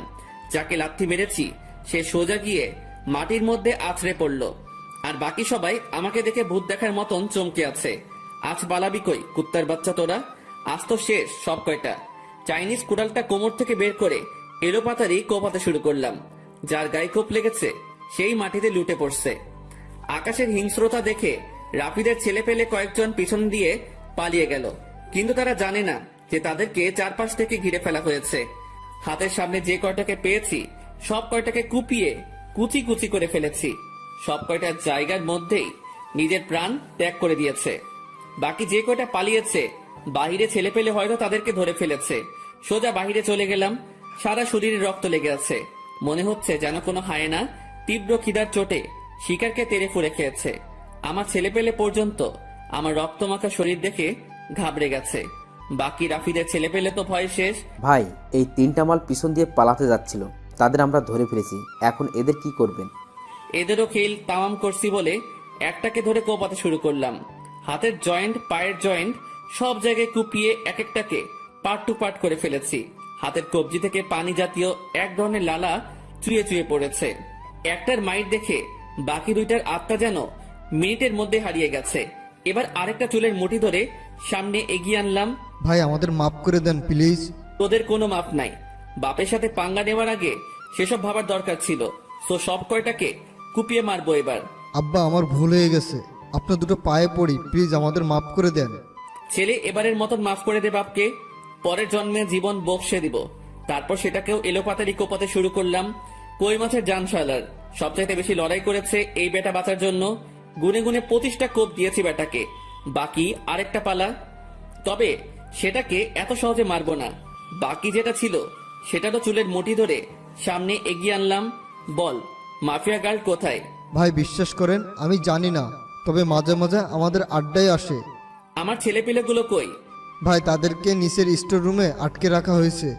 একজনকে ইশারা দিয়ে বললাম স্টোর রুম থেকে তাদেরকে ছুটিয়ে আনতে। হয়েছে নিউজ আমি পেয়ে গেছি। এবার তোর তো সময় শেষ। ভাই আপনার পায়ে পড়ি, আমার বাসায় ছোট মা আর বোন আছে, আমি এসব করে আমার সংসার চালাই, প্লিজ আমারে মাইরেন না। ওকে যা, তোকে মারলাম না, তবে তোরে ছাড়বো না। কারণ তুই আমার জন্য একটা বড় মেসেজ। তোকে মেরে আদমরা করে ছেড়ে দিব, যাতে করে তুই মাফিয়া গার্লকে আমার সম্পর্কে ডিটেলসে বলতে পারিস। যে আগুনে এসে সব কয়টাকে হায়নার মতন ছিঁড়ে পড়ে খেয়েছে, তোকেও খাবে সেভাবে। এই মেসেজটা মাফিয়া গার্লের কাছে পৌঁছে দিস। আর তোর পরিবারকে আমি দেখে নিব। তারপর ব্যাটাকে মেরে চিরতরে পঙ্গু বানিয়ে দিলাম। তারপর তাকে সেভাবে ফেলে রেখে চলে আসলাম। কিন্তু আমার মন ভরেনি। এত কয়টা প্রাণ নেওয়ার পরেও রক্তের নেশা মাথায় চলে আসে। এই নেশা একমাত্র মাফিয়া গালের রক্ত পান করে মিটবে। ভাই এখন কি করবেন? মাফিয়া গালের খোঁজ তো পেলাম না। পালিয়ে যাবে কোথায় গিরগিটির বাচ্চা? গর্তের ভিতর গিয়ে লুকালেও সেখান থেকে গিয়ে তুলে এনে মারবো। তা ঠিক আছে।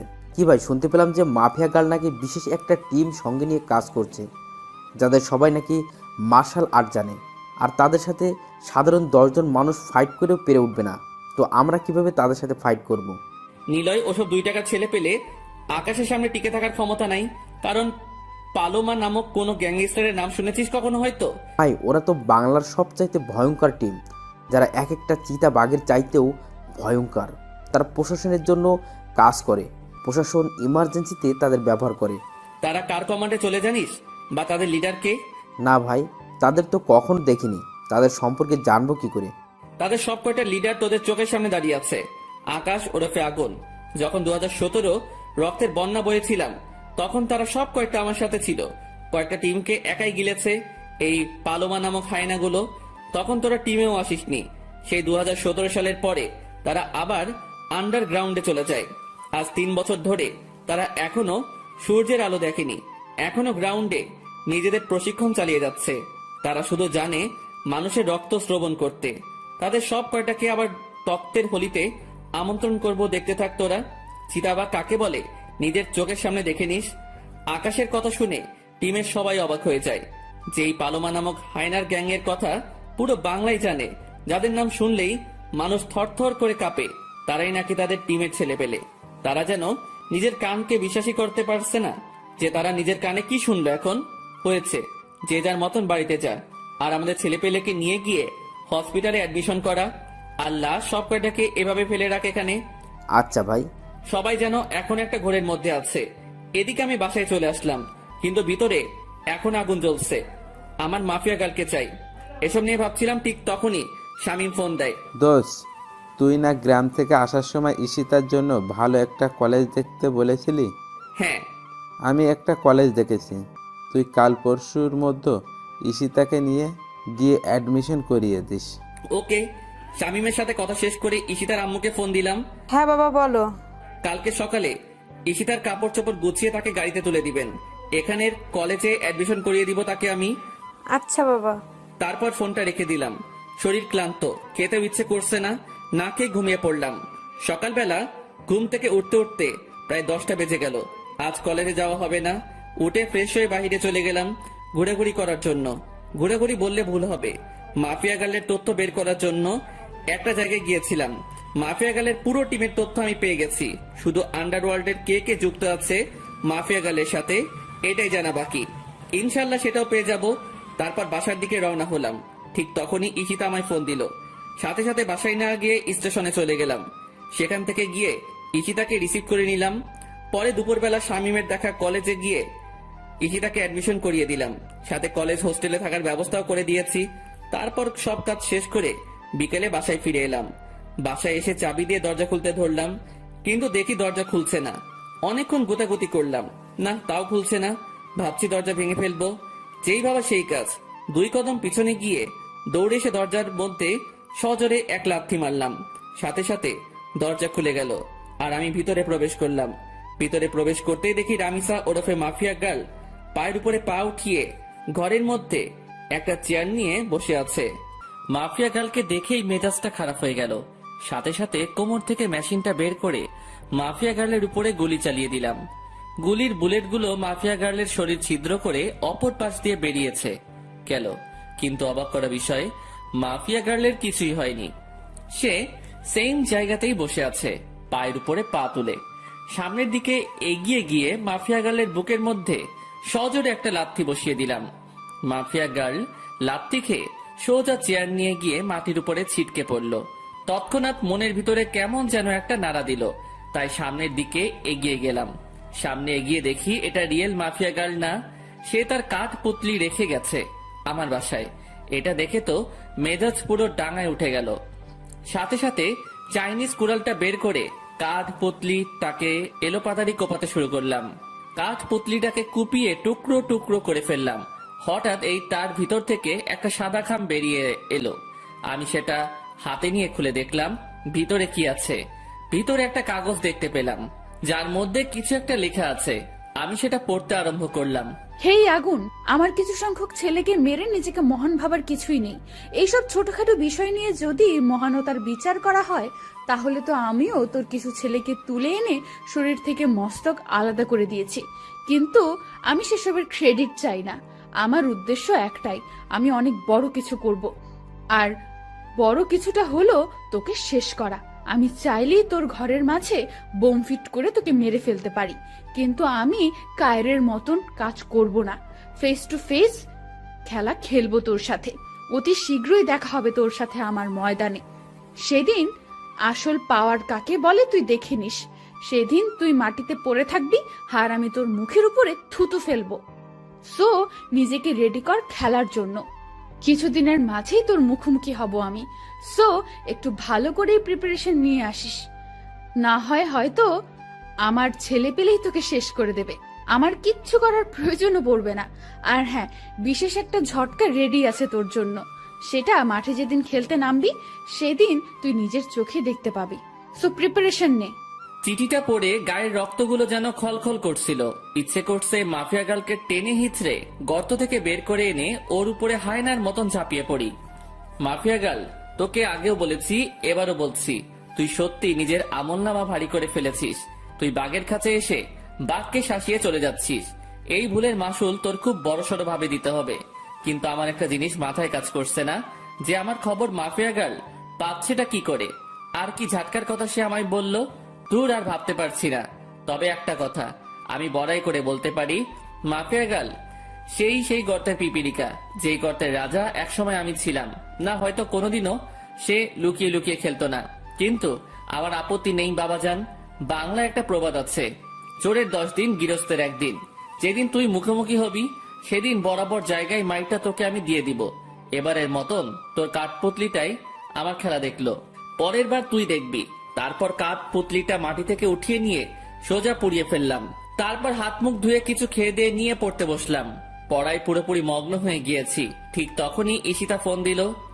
আকাশ, আমার না এখানে কেমন যেন একা একা লাগছে। প্লিজ কাল তুমি একবার আমার সাথে দেখা করে যেও। আরে পাগলি মেয়ে, একা একা লাগার কি আছে? আমি তো এই শহরেই আছি, তাই না? একদম টেনশন করবে না তুমি। আমি আগামীকাল এসে তোমার সাথে দেখা করে যাব। আচ্ছা, আর খেয়েছো তো তুমি? হ্যাঁ, নাস্তা করে পড়তে বসেছি, তবে রাতের খাবার এখনো খাইনি। পড়া শেষ করে খাবো। তুমি খেয়েছো? আচ্ছা, তাড়াতাড়ি খেয়ে নিও কিন্তু। আর হ্যাঁ, আমি খেয়েছি। দারোয়ান চাচা এসে বিরিয়ানি দিয়ে গেছে আমাকে। বলেছে তুমি নাকি তাকে আসার সময় আমার দেখাশোনা করতে বলে এসেছো, তাই সে বিরিয়ানি দিয়ে গেছে। হ্যাঁ, আমি দারোয়ান চাচাকে বলে এসেছি তোমার দেখাশোনা করতে। শোনো, তোমার যা প্রয়োজন হবে, যখন যেটা খাইতে ইচ্ছে হবে, তুমি গিয়ে শুধু দারোয়ান চাচাকে বলবে, তিনি তোমাকে সেটা এনে দিবে। আমি টিনাকে টাকা দিয়ে এসেছি তোমার জন্য। তুমি কি জন্য এত টেনশন করতে গেলে? ঈশিতা, ভালোবাসবো কিন্তু টেনশন উঠাবো না, সেটা কেমন করে হয় বলো তো? এতই ভালোবাসো আমাকে? মাপকাঠি নেই ভালোবাসার, তবে হ্যাঁ, অনেক ভালোবাসি। আমি সত্যি অনেক লাকি আকাশ। আমি অনেক লাকি তোমাকে পেয়ে। আচ্ছা থাক, এখন আর কোনো কথা নয়, এখন গিয়ে সোজা ঘুমিয়ে পড়ো। আমি কাল ক্লাস শেষ করে তোমার কাছে আসবো। আচ্ছা। ঈশিতার সাথে কথা বলে ফোনটা রেখে দিলাম। সত্যি নিজের কাছে নিজেরই কেমন যেন অবাক লাগছে যে আমি ঈশিতাকে এতটা ভালোবেসে ফেলেছি। যাক, উপরওয়ালা যাই করে ভালোর জন্যই করে, না হয়তো রামিসা নামক কুলাঙ্গারকে আমার জীবন থেকে সরাতো না। হ্যাঁ, আমি এখন থেকে সমস্ত ফোকাস ঈশিতার উপরেই করব। শুধু তার আগে মাফিয়া গার্লের খেলটা খতম করে নেই। আই হোপ কি অতি শীঘ্রই সেটা হয়ে যাবে। তারপর আবারও পড়ায় মন দিলাম। পড়া শেষ করতে করতে রাত 11টা বেজে গেল। পড়া শেষ করে খেয়ে দিয়ে ঘুমিয়ে গেলাম। সকালবেলায় ঘুম থেকে উঠে রেডি হয়ে কলেজে চলে গেলাম। কলেজে পৌঁছাতেই দেখি সবাই আমার দিকে অবাক চোখে তাকিয়ে আছে। এদিকে দূর থেকে শামীম আমাকে দেখতে পেয়ে আমার দিকে এগিয়ে আসছে। কি রে শামীম, সবাই আমাকে এভাবে ঘুরে ঘুরে দেখছে কেন? চোখের সামনে ভয়ঙ্কর বা অবাক করা কাউকে দেখলে তো সবাই ঘুরে ঘুরে তাকাবেই, তাই না? বাপরে বাপ, তোরা দেখি জিনিসটা একটু হলে সেটাকে আরো টেনে টুনে লম্বা বানিয়ে ফেলিস। হয়েছে, থাক, এবার চল ক্লাসে। মানুষের কথা বাদ দে এবার। আচ্ছা চল, কিন্তু শোন, কলেজ শেষে আমার সাথে ঈশিতার কলেজে যাস একটু, সে আমায় দেখা করতে বলেছে। আচ্ছা। তারপর দুই বন্ধু মিলে ক্লাস শেষ করতে চলে গেলাম। দেখতে দেখতে ছুটির সময় চলে এসেছে। একটা সময় ছুটির ঘন্টা বেজে গেল। আমি আর শামীম ক্লাস থেকে বের হয়ে ঈশিতার কলেজে চলে গেলাম। সেখানে গিয়ে ঈশিতার সাথে দেখা করলাম। দুজনে মিলে একটা জায়গায় বসে বসে কথা বলছি, আর পাশের একটা জায়গায় শামীম দাঁড়িয়ে দাঁড়িয়ে ফোনে কি যেন করছে। আকাশ, আমার না পড়াশোনা করতে একদমই ভালো লাগে না। একদম মাইল লাগিয়ে দিব। অনেক স্বপ্ন তোমাকে নিয়ে আমার। তুমি পড়াশোনা করে নিজের নাম, নিজের মা বাবার নাম উজ্জ্বল করো, আমি সেটা চাই। বাপরে বাপ, কি রেগে যাচ্ছে। আচ্ছা যাও, পড়াশোনা করব, কিন্তু তুমি আমাকে তোমার কলেজে নিয়ে চলো। ঈশিতা, কিছু কারণে তোমাকে আমি আমার কলেজে অ্যাডমিশন করাইনি। তুমি প্লিজ এখানে কিছুটা দিন স্টাডি করো, তারপর তোমাকে আমি রেফার করে আমার কলেজে নিয়ে যাব। আচ্ছা ঠিক আছে। আচ্ছা শোনো না, তোমায় না একটা কথা বলার ছিল আমার। হ্যাঁ বলো। তুমি কি এখনো মারামারি করো? বা কিছুদিন আগেই তো জানতে পারলাম তুমি আগুন, তো মারামারি তো করোই মনে হয়। মারামারি করি না, তবে রক্ত চুষে খাবো কারোর, এটাই হয়তো শেষ খাওয়া, তারপর একদম ভালো হয়ে যাব। আকাশ, আমার না খুব ভয় হলো তোমাকে নিয়ে। আরে পাগলি মেয়ে, ভয় পাওয়ার কিছুই নেই। আমি আকাশকে তোমার থেকে কেউ আলাদা করতে পারবে না, সো টেনশন নিও না। বললে কি হয় নাকি? হ্যাঁ, যে টেনশন নিও না, টেনশন তো হবেই। আরে বললাম তো, আমি তোমার আছি, তোমারই থাকবো। কারোর বাপের ক্ষমতা নাই যে আমাকে তোমার থেকে আলাদা করবে। আল্লাহ যেন সব সময় তোমাকে সহি সালামতে রাখে, সেই দোয়া করি। ঈশিতার কথা শুনে খুশিতে একটা চুমু এঁকে দিলাম তার কপালে। সে লজ্জায় আমার কাছে মুখ লুকালো। আচ্ছা থাক, আর লজ্জা পেতে হবে না। যাও, এবার উঠে গিয়ে খাবারটা খেয়ে নাও, খাবার সময় হয়ে এসেছে, আমারও যাওয়া উচিত। আচ্ছা ঠিক আছে, সাবধানে যেও কিন্তু। আচ্ছা বাবা। ঈশিতাকে রেখে চলে আসলাম শামীমকে নিয়ে। দোষ, মেয়েটি খুব লক্ষ্মী রে। আশা করি দুনিয়া এদিক ওদিক হয়ে গেলেও এই মেয়ে কোনোদিনও তোর হাত ছাড়বে না, কোনোদিনও তোর সাথে বেইমানি করবে না। তাই যেন হয় রে। তারপর দুজনের বাসায় চলে গেলাম। বাসায় এসে খেয়ে দিয়ে শুয়ে আছি, ঠিক তখনই নিলয় ফোন দিল। ভাই, মাফিয়া গার্ল সম্পর্কে কিছু তথ্য পেয়েছি। কি তথ্য? ভাই, মাফিয়া গার্ল একা না, তার সাথে আন্ডারওয়ার্ল্ডের 3জন মাফিয়া যুক্ত আছে। সেটা তো আমিও জানি যে আন্ডারওয়ার্ল্ডের মাফিয়া তার সাথে যুক্ত আছে, না হয়তো আমি আকাশের সাথে লড়াই করার মতন বুকেট পাটা মাফিয়া গার্লের হতো না। সো নতুন কি খবর পেয়েছিস সেটা বল। ভাই তারা অনেক কয়জন মাস্টার মাইন্ড হায়ার করেছে, যাদের কেউ সর্পা শুটার, আবার কেউ মার্শাল আর্টের ভয়ঙ্কর পারদর্শী। আন্ডারওয়ার্ল্ড থেকে হয়তো তাদেরকে মাফিয়া গালের সাপোর্টে থাকার জন্য পাঠানো হয়েছে। ওকে ঠিক আছে, আমিও দেখছি কার কতটুকু ক্ষমতা। আর আন্ডারওয়ার্ল্ডের মাফিয়ারা হয়তো জানে না যে তারা বিপক্ষে লড়াই করছে, জানলে জীবনও দেশের মাটিতে পড়া দিত না। তোদের আমি আগেই বলেছি যে আন্ডারওয়ার্ল্ডের অনেক মাফিয়া আমি আগুনে পরামর্শন মতন চলে, হাতে গোনা কয়েকজন ছাড়া। সো সমস্যা নেই, খারাপ মতলব নিয়ে এসেছে, এবার মরবে সব কয়টা। ভাই আমরা কি তাদের সাথে পেরে উঠবো? আমরা বলতে তোদেরও লাগবে না। আমি আগুন একা মাঠে কিভাবে গুটি চালি সেটা খালি দর্শক হিসেবে দাঁড়িয়ে দাঁড়িয়ে দেখিস। ভাই কি বলছেন এসব? আমরা কি করব তাহলে? শোন, যে মাফিয়াগুলা আমি আগুনের পিছনে লেগেছে তারা সত্যি আমার আসল রূপ দেখেনি। যেদিন মুখোমুখি হবে আমার, সেদিন বাঘে সিংহের লড়াইয়ে কে যেতে তাকিয়ে দেখবি শুধু তোরা। আর তোদের একবারই লাগবে না জেতা, না লাগবে শুধু সাপোর্টের জন্য।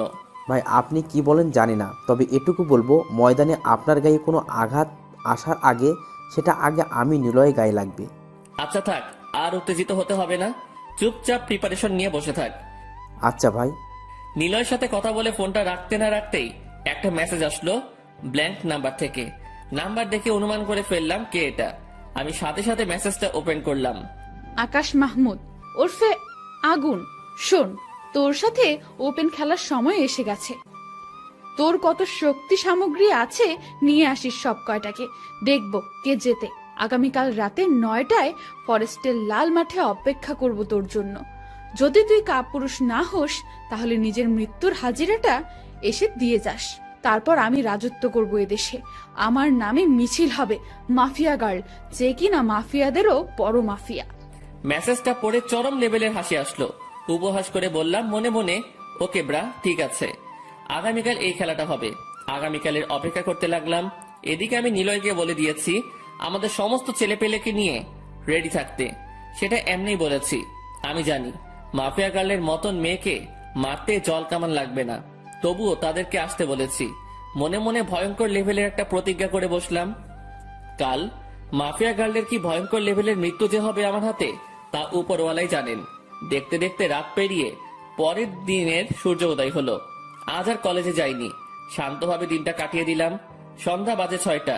নিলয়কে ফোন করে বলে দিলাম ছেলে পেলে নিয়ে আগে থেকে পজিশন নিয়ে থাকতে। ভাই আপনি টেনশন করিয়েন না, আমরা রেডি থাকবো আগ থেকেই। এদিকে আমি রাত 9টা বাজতেই একা একা হেঁটে হেঁটে ফরেস্টের মাঠে চলে গেলাম। সেখানে গিয়ে দেখি কেউ নেই। আশেপাশে চোখ পাকিয়ে তাকাতে লাগলাম, কিন্তু তেমন কাউকে দেখতে পাচ্ছি না। আর বড় কথা, কুয়াশা পড়েছে ভয়ঙ্কর লেভেলের, তাই বেশি দূর পর্যন্ত দেখা যাচ্ছে না। আমি চুপচাপ সেখানে মাটির উপরে বসে পড়লাম। বসে বসে অপেক্ষা করছি মাফিয়া গার্লের। হঠাৎই দেখি অন্ধকার থেকে ডার্ক টেবিল মাফিয়া গার্ল। সে তার ভয়ঙ্কর আকৃতির দানবগুলোকে সাথে নিয়ে বেরিয়ে এলো। আমি শান্তভাবে বসে আছি। মাফিয়া গার্ল তার ছেলে পেলে নিয়ে অন্ধকার থেকে আলোতে বেরিয়ে এসেছে। আমি মাফিয়া গার্লকে দেখে বসা থেকে উঠে দাঁড়ালাম। বাহ, তুই এসেছিস তাহলে। বহুদিন পর রামিসার সেই চিরচেনা ভয়েস শুনতে পেলাম। আমি টায়ার নয় যে আসবো না, মুখোমুখি হওয়ার ক্ষমতা আমার আছে। অনেক বড় বড় কথা বলছিস দেখি যে। আর তুই একা কেন? তোর কি জানের ভয়টয় কিছুই নেই? না আমার হাতে মরার তোর খুবই ইচ্ছে? কোনটা? মাফিয়া গার্লের কথা শুনে গায়ে আগুন ধরেছে মতন করে, সারা শরীর জ্বালা করছে। আজ বহুদিন পর বেইমানটাকে চোখের সামনে দেখেছি। ওকে দেখে ইচ্ছে করছে ওর উপরে হায়নার মতন ঝাঁপিয়ে পড়ি, তারপর ওর সমস্ত অঙ্গ অক্ষম করে দেই। কিরে, কি ভাবছিস?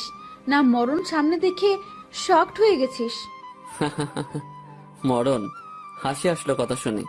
হেসে নে ভালো করে, একটু পরে হাসার সময় পাবি না, কারণ একটু পর আমার ছেলে পেলেই তোকে শেষ করে দিবে। আমার কিছুই করতে হবে না। আরে পাগলি থামো, এইসব 2 টাকার ছেলে পেলে দিয়ে আগুনের গায়ের পশমও বাঁকা করতে পারবে না। আগুনকে মারতে হলে পুরো খানদান লাগবে, তাও মারতে পারিস কিনা সন্দেহ। আগুন, তোর আসলেই মরার পাকনা গজিয়েছে। মৃত্যুকে সামনে রেখেও কত বড় বড় কথা বলছিস। একবার চোখ পাকিয়ে দেখ তো আশেপাশে ভালো করে, হায়নাগুলোকে। আমি যদি তাদের একবার ইশারা দেই তাহলে ধরে নে তোকে এখানে টুকরো টুকরো করে ছিঁড়ে খেয়ে ফেলবে। বাহ, এত ক্ষমতা তোর ছেলে পেলের। তাহলে দেখি পাঠা আমায় মারার জন্য, আমিও দেখি তাদের মধ্যে কত দম। দমের কিছুই দেখিসনি এখনো। আজ এত ছেলে পেলে এখানে এসেছে যে তুই আর জীবিত ফিরতে পারবি না। তোকে আমার সমস্ত ছেলে পেলে নিশানা বানিয়ে ফেলেছে। একে তো হায়নাদের সামনে পড়ে গেছিস, দ্বিতীয়ত শার্প শুটারদের নিশানায় তুই। সবাই নিজের পজিশন থেকে তোকে নিশানা বানিয়ে রেখেছে। মাত্র এইটুকুই তোর খেলা? তাহলে আমার খেলার রোলস জেনে নে। মাটি থেকে একটা লাঠি উঠিয়ে একটা গোল চত্বর বানিয়ে দিলাম। শোন, এই যে দেখছিস আমার চারপাশের গোল চত্বরটা, আমায় মারা তো দূরের কথা, এই গোল চত্বরটার ভিতরে যদি কেউ ঢুকতে পারে তাহলে তোর পায়ে গিয়ে হামাগুড়ি খেয়ে পড়বো আমি। তারপর তোর যেভাবে ইচ্ছে হয় আমায় মারিস। কি এমন অলৌকিক ক্ষমতা আছে যে তোর, যে আমার ছেলে পেলে তোর গোল চত্বরের ভিতরে ঢুকতেও পারবে না? পাগল টাগল হয়ে গেছিস নাকি? অলৌকিক ক্ষমতা না কি সেটা গোল চত্বরের সামনে আসলে নিজের চোখে দেখতে পাবি। ওকে, ঠিক আছে, আমিও দেখছি তোর অলৌকিক ক্ষমতা। এই, তোরা সব কয়টা মিলে গিয়ে ব্যাটাকে মেরে কিমা বানিয়ে ফেল। মাফিয়া গালের কথা মতন তার ছেলে পেলে আকাশকে মারার জন্য দৌড়ে আসে। কিন্তু অবাক করা বিষয় হলো, যখনই তারা গোল চত্বরের সামনে আসে তখনই সব কয়টা মাটির মধ্যে লাশ হয়ে লুটে পড়ে। মাফিয়া গার্ল এই দৃশ্য দেখে ঘাবড়ে যায়। কি রে, কি হচ্ছেটা কি?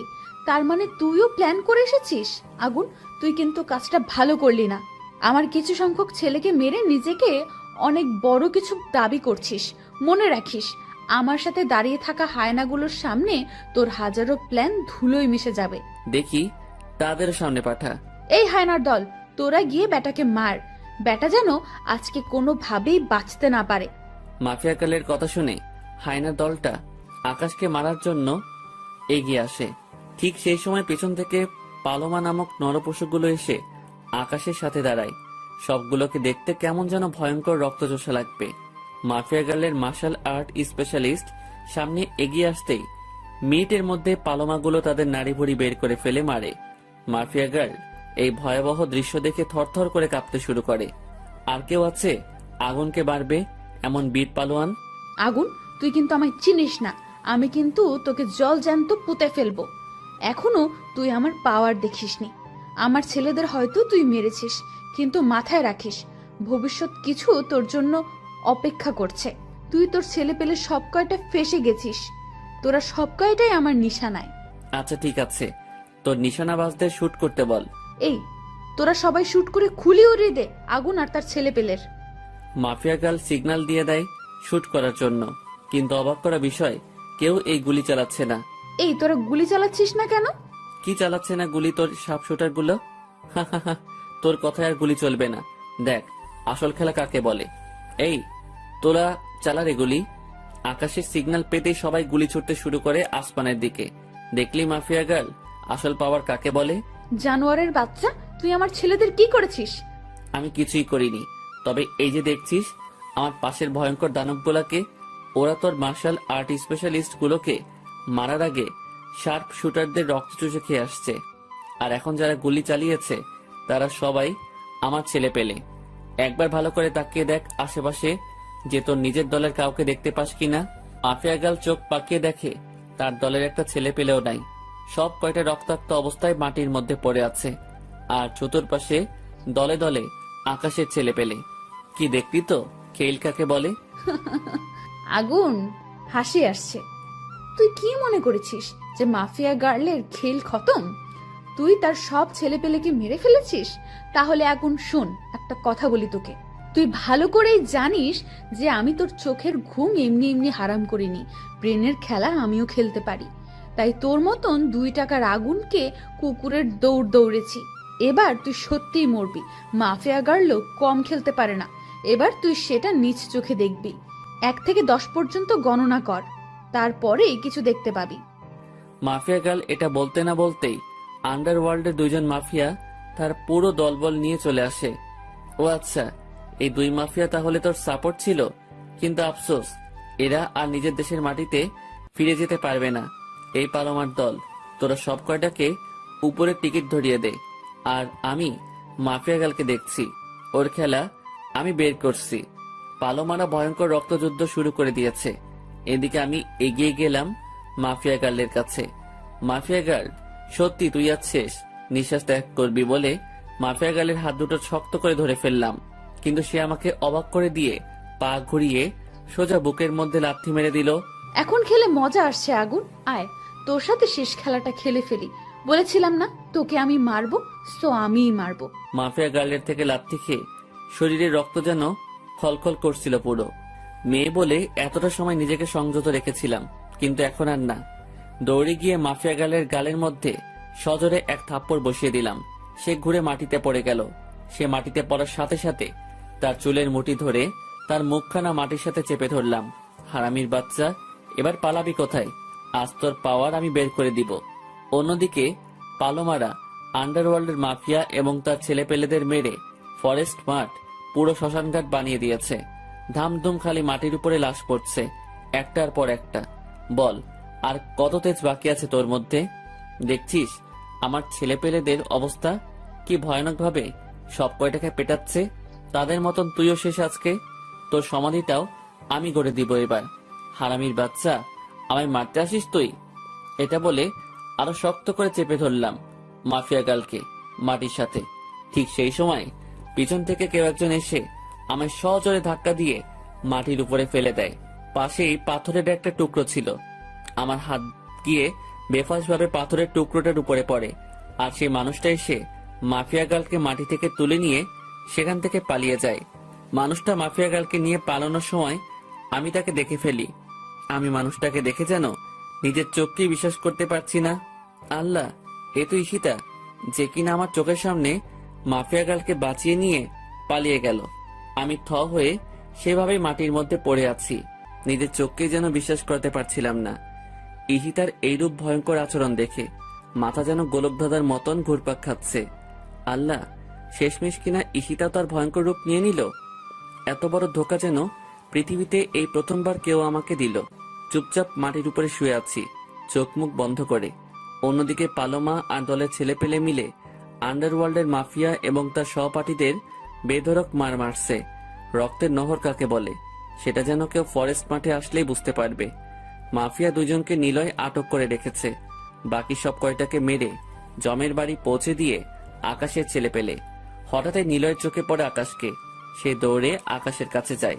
ভাই, আপনার কি হয়েছে? আর মাফিয়া গার্ল কোথায়? মুখ দিয়ে কোনো কথাই বের হচ্ছে না। চুপচাপ মাটির উপরে শুয়ে আছি। চোখের কিনারা বেয়ে টুপ টুপ করে পানি ঝরছে। আমি যতটাই হিংস্র হই না কেন, কিন্তু আমার ভিতরে একটা মন আছে, আর সেই মন নিয়েই ঈশিতা খেলা করেছে। তাই নিজেকে আর শান্ত রাখতে পারছিলাম না। ভাই, আপনি কথা বলছেন না কেন? কিছু হয়নি, দেখি আমাকে ধরে আগে ওঠা। হাতে চোট লেগেছে আমার। নিলয় আকাশের কথা শুনে তাড়াতাড়ি করে তাকে ধরে ওঠায়। ভাই, মাফিয়া গার্ল কি আপনার কিছু করেছে নাকি? আর তাকেও তো দেখতে পাচ্ছি না। তাদের সব কয়টা তো মৃত্যুর চৌকাট পেরিয়ে বহুদূর পৌঁছে গেছে, কিন্তু মাফিয়া গার্ল কোথায়? সে পালিয়ে গেছে। ভাই, কি বলেন এসব? আপনার সামনে থেকে পালালো কি করে? তার তো এখান থেকে পালিয়ে যাওয়ার কোনো স্কোপ ছিল না। চারদিকেই তো আমাদের ছেলে পেলে। হ্যাঁ, সেটা আমিও জানি যে চারদিকে আমার ছেলে পেলে, কিন্তু সে তারপরেও পালিয়েছে। কারণ আমার বুকের মধ্যে যে মানুষটার বসবাস, সেই মানুষটাই আমার সাথে কালপিট গিরি করেছে। তাই মাফিয়া গার্ল পালিয়েছে। তবে আমি তাকে চাইলেই ধরতে পারতাম, কিন্তু তখন আমার হুঁশ ছিল না। সাতবার মধ্যে চলে গিয়েছিলাম আমি, তাই সেই সুযোগে হারামিটা পালিয়েছে। ভাই, আপনি টেনশন করিয়েন না। একবার যখন খেলা শুরু হয়ে গেছে তাহলে সেটা আর থামবে না। আর মাফিয়া গার্ল পালিয়ে থাকবে কোথায়? জাহান্নামের গর্ত থেকে হলেও তাকে গিয়ে খুঁজে বের করে আনবো আমরা। না, এবার আর তোদের কারো দরকার নেই, কারণ খেলাটা এবার আমার পার্সোনাল। আমার কলেজায় বসা মানুষটা যখন আমার সাথে হারামিপনা করেছে, তাহলে সর্বশেষ খেলাটা আমি নিজেই খেলে দিব। আচ্ছা ভাই, কিন্তু এদেরকে কি করবেন যাদের আমরা আটক করছি? মেরে ফেল সব কয়টাকে, আর আন্ডারওয়ার্ল্ড মাফিয়াগুলোকে মেরে আধমরা করে ফেল, যাতে করে ভবিষ্যতে আর কোনোদিন এসব করতে না পারে। শুধু এসব না, নিজের হাত পা নিয়ে সচ্ছলভাবে যেন কোনো কিছু করতে না পারে। আচ্ছা ভাই। আমি পালোমাদের চলে যেতে বললাম নিজেদের স্থানে, আর নিলয়রা বাকিদের কাম তামাম করে রাতে বাড়ি ফিরবে। এদিকে আমি বাড়ি চলে এসেছি গাড়ি নিয়ে। মনের ভিতরে খালি অশান্তি বিরাজ করছে। মাফিয়া গার্ল তাহলে ঠিকই বলেছিল যে আমার জন্য একটা ঝাটকা রেডি করে রেখেছে সে, যেটা আমি মাঠে গেলে দেখতে পাবো। সত্যি এত বড় ঝাটকার জন্য আমি কখনোই প্রস্তুত ছিলাম না। ভিতরে ভিতরে ঘৃণাও লাগছে যে একে একে দুইবার আমি মানুষ চিনতে ভুল করলাম। এত পাওয়ার, এত ক্ষমতা থাকা সত্ত্বেও যদি আমি মানুষ চিনতে ভুল করি, তাহলে এর চাইতে ঘৃণার আর কি হতে পারে। ঘৃণার সাথে সাথে যেন ভিতরে আগুনও জ্বলছিল। মাফিয়া গার্ল আর ঈশিতা, এবার আর তোদের আমি ছাড়বো না। কুকুরের মৃত্যু কাকে বলে সেটা তোরা দেখতে পাবি। আজ তোরা শান্ত পশুটাকে পুরোপুরি অশান্ত করে দিয়েছিস। এসব নিয়ে ভাবছিলাম, ঠিক সেই সময়ই আন্ডারওয়ার্ল্ডের সবচাইতে বড় মাফিয়ার ফোন আসে। আগুন, তুই ক্লাইমার আর প্লাটিনকে আটক করেছিস কেন? ওরা আমার ক্ষতি করতে চেয়েছে, তাই আটক করেছি। নিজের ভালো চাস তা ওদের ছেড়ে দে। মেজাজ এমনি খারাপ। এটা শুনে আরো খারাপ হয়ে গেল। আব্বে কুত্তে की औलाद, जो उखड़ना है उखड़ ले, वो लोग तो मरेगी, साथ में तू भी मरेगी, कुछ बोलने के लिए आएगी तो साला गिरगिट की औलाद বলে মুখের উপরে ফোনটা রেখে দিলাম। ভিতরে দাও দাও করে আগুন জ্বলছিল, সারা শরীর যেন থরথর করে কাঁপছে। নিজের কন্ডিশন দেখে বুঝতে বাকি রইল না যে আমার রক্তে নেশা উঠেছে। এই শরীর মাফিয়া গাল আর প্রতারক ঈশিতার রক্ত খাওয়া ছাড়া শান্ত হবে না।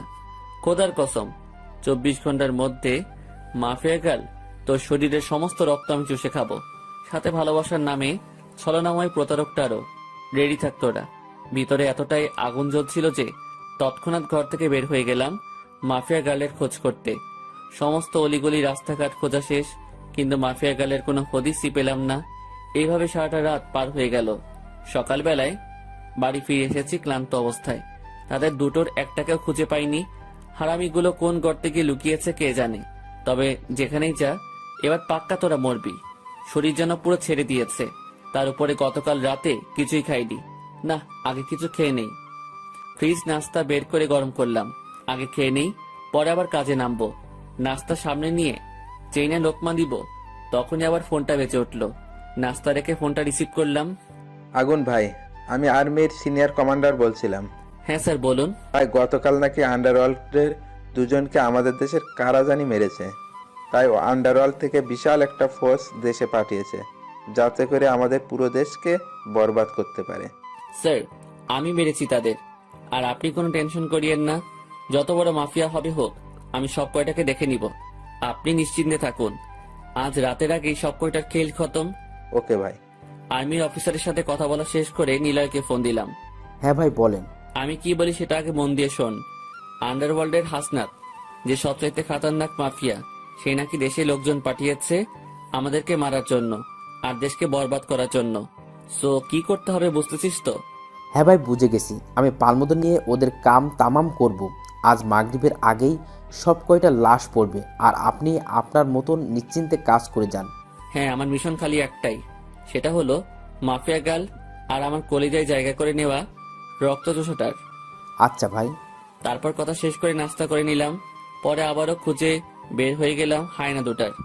কিন্তু গতকাল তো সব জায়গায় খোঁজ করেছি, কিন্তু তাদের হদিসই তো পেলাম না। কোথায় গিয়ে লুকিয়েছে তারা কে জানে। তাদের খোঁজ এখন কোথা থেকে বের করব আমি? মাথায় যেন কিছুই কাজ করছে না। হঠাৎই মাথায় এলো ঈশিতার আম্মুর কথা। হ্যাঁ, তিনাকে ফোন দিলে হয়তো কিছু একটা জানা যাবে। সাথে সাথে ফোন লাগালাম। হ্যাঁ বাবা, বলো। আন্টি, ঈশিতা কোথায়? কেন, সে তো শহরে। তুমি না তাকে শহরে নিয়ে গেলে? নিয়ে এসেছি ঠিক, কিন্তু সে যে এত বড় গিরগিটি, সেটা আপনি লুকালেন কেন? মানে কি বলছো বাবা তুমি এইসব? সত্যি করে বলেন, ঈশিতাকে? বাবা, তোমার মাথা কি সত্যিই খারাপ টারাপ হয়ে গেছে নাকি? ঈশিতা কে মানে? সে আমার মেয়ে আর তোমার বউ হবে কিছুদিন পর। আমার বউ না, তাকে মেরে আমি রক্তপান করব, এ কথা বলে দিলাম। আপনি সত্যি বলেছিলেন যে দূষিত শহরটা আপনার মেয়েকে কেড়ে নিবে। এখন সেটাই হবে। আপনার মেয়ে আমার হাতেই মারা পড়বে। জমের বাড়ি পৌঁছে দিব ঈশিতাকে আমি। রাখলাম ফোন। তারপর ধুম করে ফোনটা কেটে দিলাম। কুত্তার বাচ্চা, আমার সাথে ধোকাবাজি? তোর 12টা যদি আমি না বাজিয়েছি। তারপর আবারও লেগে গেলাম ঈশিতার খোঁজে, কিন্তু কোনো মতেই তাকে খুঁজে পেলাম না। মাগরিব হতে চলল, তাই নিরাশ হয়ে বাসায় ফিরে এলাম। 24 ঘন্টা হতে আর মাত্র কয়েক ঘন্টা বাকি আছে মাত্র। এমন কোনো জায়গা নেই যে ঈশিতাকে খুঁজিনি আমি, কিন্তু সে পুরো হাওয়া হয়ে গিয়েছে একদম। মাথায় যেন কিছুই কাজ করছিল না। কপালে হাত দিয়ে সোফার উপরে বসে আছি। ঠিক সেই সময় অচেনা একটা নাম্বার থেকে ফোন এলো। হ্যালো, কে বলছেন? আমি ঈশিতা। বেইমানের বাচ্চা, কোথায় তুই? তুই আমার সাথে এত বড় গেমটা কি করে খেললি? আর মাফিয়া গার্ল কোথায়? আকাশ, ভালো করে কথা বলো। আর মাফিয়া গার্লের খেল খতম। মানে কি? মানে হলো মাফিয়া গার্ল শেষ। তাহলে তুই কে? ধরে নাও মাফিয়া গার্ল থেকেও ভয়ঙ্কর কোনো হয় না আমি। ঈশিতার কথা শুনে ভিতরটা মোচড় দিয়ে উঠল। তুই যেই হবি না কেন, বেইমানের বাচ্চা, মরণটা তোর আমার হাতেই লেখা আছে। আকাশ, না জেনে এতটা হাইপার হয়েও না। আমি কোনো বেইমানের বাচ্চা নই। এখন হয়তো রাগের মাথায় আমার মারতে চাইছো, কিন্তু এর পেছনে সত্য জানলে হয়তো তুমি নিজেই আমাকে বুকে টেনে নিবে। কিসের সত্য? তাহলে শোনো, আমি মাফিয়া গার্লকে বাঁচিয়েছি এই জন্যই যাতে করে তার সাথে আমি বোঝাপড়া করতে পারি। কিসের বোঝাপড়া আর কিসের সম্পর্ক তার সাথে তোমার, যার জন্য তুমি আমার পিছে ছুরি মারলে? আকাশ প্লিজ শান্ত হও। আগে আমার পুরো কথাটা শোনো, তারপর না হয় যা করার করিও আমার সাথে। আকাশ, আমি সরি তোমার কাছে যে আমি তোমার পিঠ পেছনে ছুরি মেরেছি, কিন্তু বিশ্বাস করো আমার মাঝে এতটা হিংস্রতা জন্ম নিয়েছিল যে যা তোমাকে বোঝাতে পারবো না। ঈশিতা, কিসের এত হিংস্রতা তোমার মাঝে? আকাশ, তুমি জানো না মাফিয়া গার্লকে আমিই আমার সমস্ত ডিটেলস দিয়েছিলাম, কারণ সে একদিন আমার কাছে আসে, তারপর সে আমার কাছে সাহায্য চায় যে আমার সম্পর্কে বিস্তারিত বললে সে আমার ভাইয়ের মৃত্যুর প্রতিশোধ নিবে আর তারও কাজ হয়ে যাবে। আগুনের দেখা পেয়ে যাবে সে আমার ক্যারেক্টার ধারণ করে। এদিকে আমিও আমার ভাইয়ের প্রতিশোধ নিতে পারবো। কিন্তু আমি তাকে জিজ্ঞেস করি যে আমার নাম কেন সে ব্যবহার করতে চায়। তখন সে আমায় বলে আগুন নাকি আমাদের কলেজেই পড়তো, আর তাছাড়া তার জীবনের একটাই লক্ষ্য যে সে আগুনের সাথে দেখা করবে। তাই আমিও আর না করিনি, তাকে সমস্ত তথ্য দিয়ে দেই। কিন্তু পরে জানতে পারলাম সে আমার নাম ব্যবহার করে আগুনকে মারতে চায়। তখনই মাথার টনক নড়ে উঠল, কিন্তু তাও আমি তাকে কিচ্ছু বলিনি, কারণ সে আমার নামটাই ব্যবহার করেছে আর আমার ছদ্মবেশ নিয়ে আগুনকে মারতে চেয়েছে। কিন্তু সেদিন তুমি যখন আমার বাসায় গিয়ে নিজের আসল পরিচয় দিলে, তখন যেন আমার মাথার রক্ত উঠে যায়। সে আমার কলিজাকে মারতে চেয়েছিল, যে কিনা আমার জীবন সাথী। তখন এই ভিতরে ভিতরে সিদ্ধান্ত নিয়ে নেই আমি যে মাফিয়া গার্ল তোমার কিছু করার আগে আমি তাকে মেরে ফেলবো। তবে যদিও আমি জানতাম যে তোমার কিছু সে করতে পারবে না, কিন্তু তবুও সে আমার কলিজার দিকে নজর দিয়েছে। তাকে শেষ না করে কিভাবে শান্ত থাকি আমি? তাই তার খোঁজ করতে থাকি। পরক্ষণে তার খোঁজ পেয়ে যাই, কিন্তু পরে এসে দেখি সে তোমার সাথে দাঙ্গা লাগিয়ে দিয়েছে। আমি জানি যা ইচ্ছা তাই করতে পারো, কিন্তু আমার মনের আক্ষেপ তো আমি মিটাবই।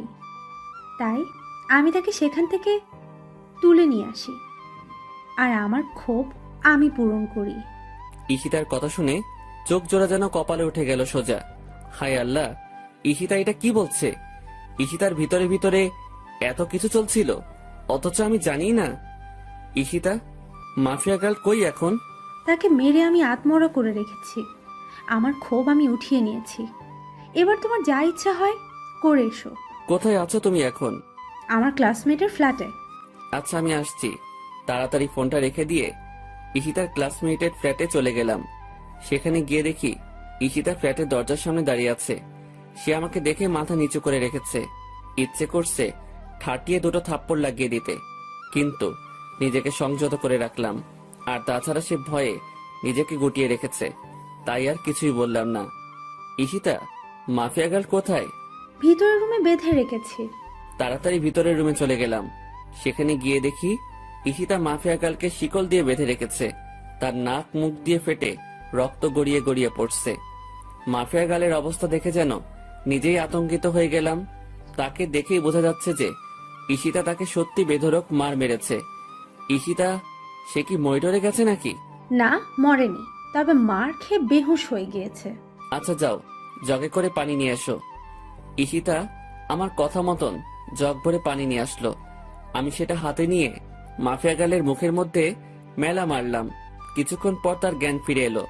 কিরে জানোয়ারের বাচ্চা, এখন তোর কেমন লাগছে? আগুন, তুই মরবি। এই এই, না না, এই চিন্তা ভুলেও করিস না। আমাকে মারতে চেয়েছিস দেখে আমার বউ এই তোর হাল খারাপ করে দিয়েছে। এবার ভাব, তাহলে যদি আমি তোকে কিছু করি তাহলে তোর হালটা কেমন হবে? আমার কিচ্ছুই করতে পারবি না তোরা, বরং তোদের দুটোকে আমি শেষ করে দেব। তুই আগে জীবিত থাকিস কিনা সেটা দেখ। ঈশিতা, পারলে আমাকে একটা ব্লেড আর রেজার এনে দাও তো। আচ্ছা, আমি খুঁজে এনে দিচ্ছি। আজকে মাফিয়া গালের অবস্থা আমি খারাপ করে দিব। অনেক উড়েছিস, এবার খেলা একদম শেষ। আকাশ, এই নাও তোমার জিনিস। হ্যাঁ দাও। ঈশিতার হাত থেকে ব্লেড আর রেজারটা নিয়ে মাফিয়া গালকে পুরো ন্যাড়া করে দিলাম। আগুন, তুই কিন্তু কাজটা ভালো করলি না। একবার খালি আমি এখান থেকে ছাড়া পাই, তারপর তোদের দুটোকে আমি জীবিত দাফন করব। হারামির বাচ্চা, এখনো দেখি অনেক বড় বড় কথা বলছিস। এত বড় একটা দানবকে চোখের সামনে দেখে এখনো তোর ভয় করছে না? ভয় আমি না, ভয় তোরা পাবি, কারণ আমার কিচ্ছু করতে পারবি না তোরা। আমি অমর, আমার মরণ নেই। সীতা, কাল নাগিনীটার মাথা খারাপ হয়ে গেছে, ওকে কি করা যায় বলো? আমি কিচ্ছু জানি না, তুমি কি করবে করো। কিরে, কি করব বল তোর সাথে? আমায় ছেড়ে দে, তাহলে তোদের জীবনও বেঁচে যাবে। না হয় তোর ছেলেদের যেভাবে মেরেছিলাম শরীর থেকে মস্তক আলাদা করে, সেভাবেই তোদেরকে মারবো। মাফিয়া গালের কথা শুনে তৎক্ষণাৎ মনে করে আমার দলের সেই দুটো ছেলের কথা, যাদেরকে হায়নার বাচ্চাটা বিভৎসভাবে মেরেছিল। না, ওকে আর বাঁচিয়ে রাখা যাবে না। লাশ দুটোকে ধরে শপথ করেছিলাম যে ওদের চাইতেই ভয়ানক মৃত্যু আমি মাফিয়া গালকে দিব। সাথে সাথে কোমর থেকে চাইনিজ কুড়ালটা বের করে মাফিয়া গালের গলার মধ্যে পোস্ট দিয়ে দিলাম। মাফিয়া গাল গরুর মতন ধরফর করছে মাটির উপরে শুয়ে শুয়ে। এদিকে ঈশিতা ভয় পেয়ে যায়, সে সাথে সাথে খপ করে আমাকে জড়িয়ে ধরে। আকাশ, আমার খুব ভয় করছে। দেখো না মেয়েটা কেমন ধরফর করছে, জবাই করা গরুর মতন। কলিজা, ভয় পেও না, চিরনিদ্রায় পাঠিয়ে দিয়েছে ওকে। আর ধরপর করা এখনই থেমে যাবে। ওয়েট, শেষ খেলাটা খেলে দেই। তারপর কোমরের আরেক পাশ থেকে মেশিনটা বের করে হাতে নিলাম। তারপর সেটা খুলে সব কয়টা গুলির বুলেট মাফিয়া গালের মুখের মধ্যে ঢুকিয়ে দিলাম। সে মিনিটের মধ্যেই সেখানে দম ছেড়ে দিল। কেমন যেন ভয়ানক দৃষ্টিতে তাকিয়ে আছে মাফিয়া গালের লাশ আমার দিকে। তবে কেমন যেন খারাপ লাগছে নিজের ভিতরে। এই জীবনের প্রথম কোনো মেয়েকে মেরেছি আমি, কিন্তু এছাড়া কিছুই করা ছিল না আমার কাছে। তারপর মাফিয়া গালের চোখ দুটো নিজের হাত দিয়ে বন্ধ করে দিলাম। মাফিয়া গাল, ভালো থাকিস পরপারে। আকাশ প্লিজ, এখান থেকে চলো, আমার খুব ভয় করছে। হ্যাঁ যাব। তার আগে নিলয়কে ফোন করে বলে দেই। সাথে সাথে নিলয়কে ফোন দিলাম। নিলয়, কি অবস্থা ওই দিকের? ভাই সব কয়টা শেষ, একেবারে কুপি কুপি মেরেছি। হ্যাঁ, ভালো করেছিস। আচ্ছা শোন, এদিকে মাফিয়া গালের খেল খতম। তোরা এসে তার লাশটাকে চৌরাস্তার মোড়ের ব্যানারে লটকে রেখে দিয়ে আয়। সাথে একটা কাগজ লিখে গলায় ঝুলিয়ে দিস যে এই ভয়ানক মৃত্যু আমার পাপের কারণে হয়েছে। তোমরা কেউ আর দ্বিতীয়বার আমার মতন ভুল করো না। আচ্ছা ভাই। নিলয়ের সাথে কথা বলে ঈশিতাকে নিয়ে সোজা আমার বাসায় চলে এলাম। ঈশিতা এখনো ভয় চুপসে আছে। বাসায় এনেই ঈশিতার গালে ঠাস ঠাস করে 2টা থাপ্পড় বসিয়ে দিলাম। সে থাপ্পড় খেয়ে আমার দিকে অসহায় দৃষ্টিতে তাকিয়ে আছে। এই বেয়াদব মেয়ে, তোর কত বড় সাহস যে তুই মাফিয়া গালকে মারতে গিয়েছিলি? সে যদি তোর কোনো ক্ষতি করে দিত? হ্যাঁ, আমার কলিজার দিকে কেন সে কুনজর দিয়েছে? আমি কি দুনিয়াতে বেঁচে নেই যে আমার হয়ে তোর বদলা নিতে হবে? বেশ করেছি, মেরেছি। আর কে এমন করলে তাকেও ধরে নিয়ে যাও, গিয়ে পেটাবো। তোমার দিকে কেউ নজর দিতে পারবে না। আরেকটা ঠাটিয়ে লাগিয়ে দিব বেয়াদব। আজকের পর যেন এসব কিছু আর কোনোদিন না দেখি। কোনো কিছু করতে হলে আমি আছি। সো নিজেকে আর এসবে জড়াবে না কখনো তুমি। আচ্ছা, আসো, এবার বুকে আসো। না, আমি তোমার বুকে যাব না। একটু আগে মারছো তুমি আমাকে। এখন না আসলে কিন্তু আরেকটা লাগিয়ে দিব। এটা বলার সাথে সাথে সে আমার কাছে চলে আসে। প্লিজ মারিও না, আমি আসছি। আমার লক্ষ্মী বউ। তারপর ঈশিতাকে এক টান দিয়ে নিজের বুকে নিয়ে নিলাম। অনেকটা সময় নিজের বুকের সাথে ঈশিতাকে জড়িয়ে ধরে রেখেছি। আচ্ছা শোনো, কাল সকালে আমরা বাড়ি যাব। তারপর সেখানে গিয়ে মা বাবাকে জানিয়ে আমরা বিয়ে করে নিব। আচ্ছা। তারপর সকালবেলায় ঘুম থেকে উঠে ঈশিতাকে নিয়ে বাড়িতে চলে গেলাম। এদিকে শহরে মাফিয়া গালের লাশ দেখে পুরো তোলপাড় লেগে গেছে। চৌরাস্তার মোড়ে হাজার হাজার মানুষ জড়সড় হয়েছে মাফিয়া গার্লের লাশ দেখার জন্য। সমস্ত নিউজ চ্যানেলে একই খবর টেলিকাস্ট হচ্ছে যে টেরোরিস্ট মাফিয়া গার্লের ভয়াবহ মৃত্যু। কে বা কারা তাকে মেরেছে সেটার কোনো হদিস পাওয়া যায়নি, তবে আশঙ্কা করা যাচ্ছে আগুনের হাতে তার মৃত্যু হয়েছে। কারণ আগুন ছাড়া মাফিয়া গার্লকে দমানোর মতন কেউ নেই এই শহরে। আমরা শিওর মোটামুটি আগুনকে নিয়ে, তাই আমরা তার কাছে চিরকৃতজ্ঞ, কারণ সে দেশকে এমন হায়নাদের হাত থেকে বাঁচিয়েছে। না হয়তো মাফিয়া গার্ল পুরো দেশকে ধ্বংস করে দিত। সে আন্ডারওয়ার্ল্ডের মাফিয়াদের সাথে যুক্ত হয়ে আমাদের দেশকে বরবাদ করতে এসেছিল। সে শুধু একাই নয়, তার সাথে আরো অনেক কয়েকজন লোক ছিল, যাদের লাশও গতকাল আর্মিরা উদ্ধার করে। আর্মিদের রিপোর্ট অনুযায়ী জানা যায় যে আগুন এবং তার পুরো টিম মিলে এদের শেষ করে দিয়েছে। এসব নিউজ শুনে কেমন যেন খুশি লাগছে। যাক, হায়নাকে দমন করতে পেরেছি। এদিকে ঈশিতাকে নিয়ে বাড়িতে চলে আসলাম। বাড়িতে এসে সবাইকে ঈশিতার কথা জানালাম। সবাই তো বেশ খুশি আমার কথা শুনে। অন্যদিকে ঈশিতার মাকে ফোন করে সব বুঝিয়ে বলেছি, আর আমাদেরকে বাসায় আসতে বলেছি। তিনিও সেদিন এই আমার বাসায় চলে আসে। তিনিও বেশ খুশি। সবার সম্মতি নিয়েই আগামী শুক্রবার আমাদের বিয়ের ডেট ফিক্সড হয়। দেখতে দেখতে শুক্রবার চলে আসে আর আমাদের বিয়েটা হয়ে যায়। ঈশিতা আর আমি বাসর ঘরে বসে আছি। আমার তো আর তর্স হয়েছে না ঈশিতাকে আদর করার জন্য। আমি কোনো কথা ছাড়াই হুট করে ঈশিতাকে জড়িয়ে ধরলাম, কিন্তু অবাক করা বিষয়, সে আমাকে ধাক্কা দিয়ে সরিয়ে দিল। ঈশিতা, কি হয়েছে? সরো তুমি আমার কাছ থেকে। সরব কেন? তুমি তো আমার বউ, আমি তোমাকে আদর করব। না, আদর করতে দিব না আমি। কিন্তু কেন? কারণ তুমি একটা গুন্ডা। আর তুমি যদি আমাকে আদর করো তাহলে ভবিষ্যতে আমাদের ছেলে মেয়ে হলে সেও এমন হবে। আরে এমন কিচ্ছু হবে না পাগল। আর আমি গুন্ডা না, আমি ভালো মানুষ। তোমাকে চিনতে আর বাকি নেই আমার। সো আদর টাদর বাদ। প্লিজ এমন করে না, আমি আদর করব তোমাকে। তাহলে কথা দাও যে আমাদের ছেলে মেয়ে হলে তাকে তুমি ভালো মানুষ বানাবে।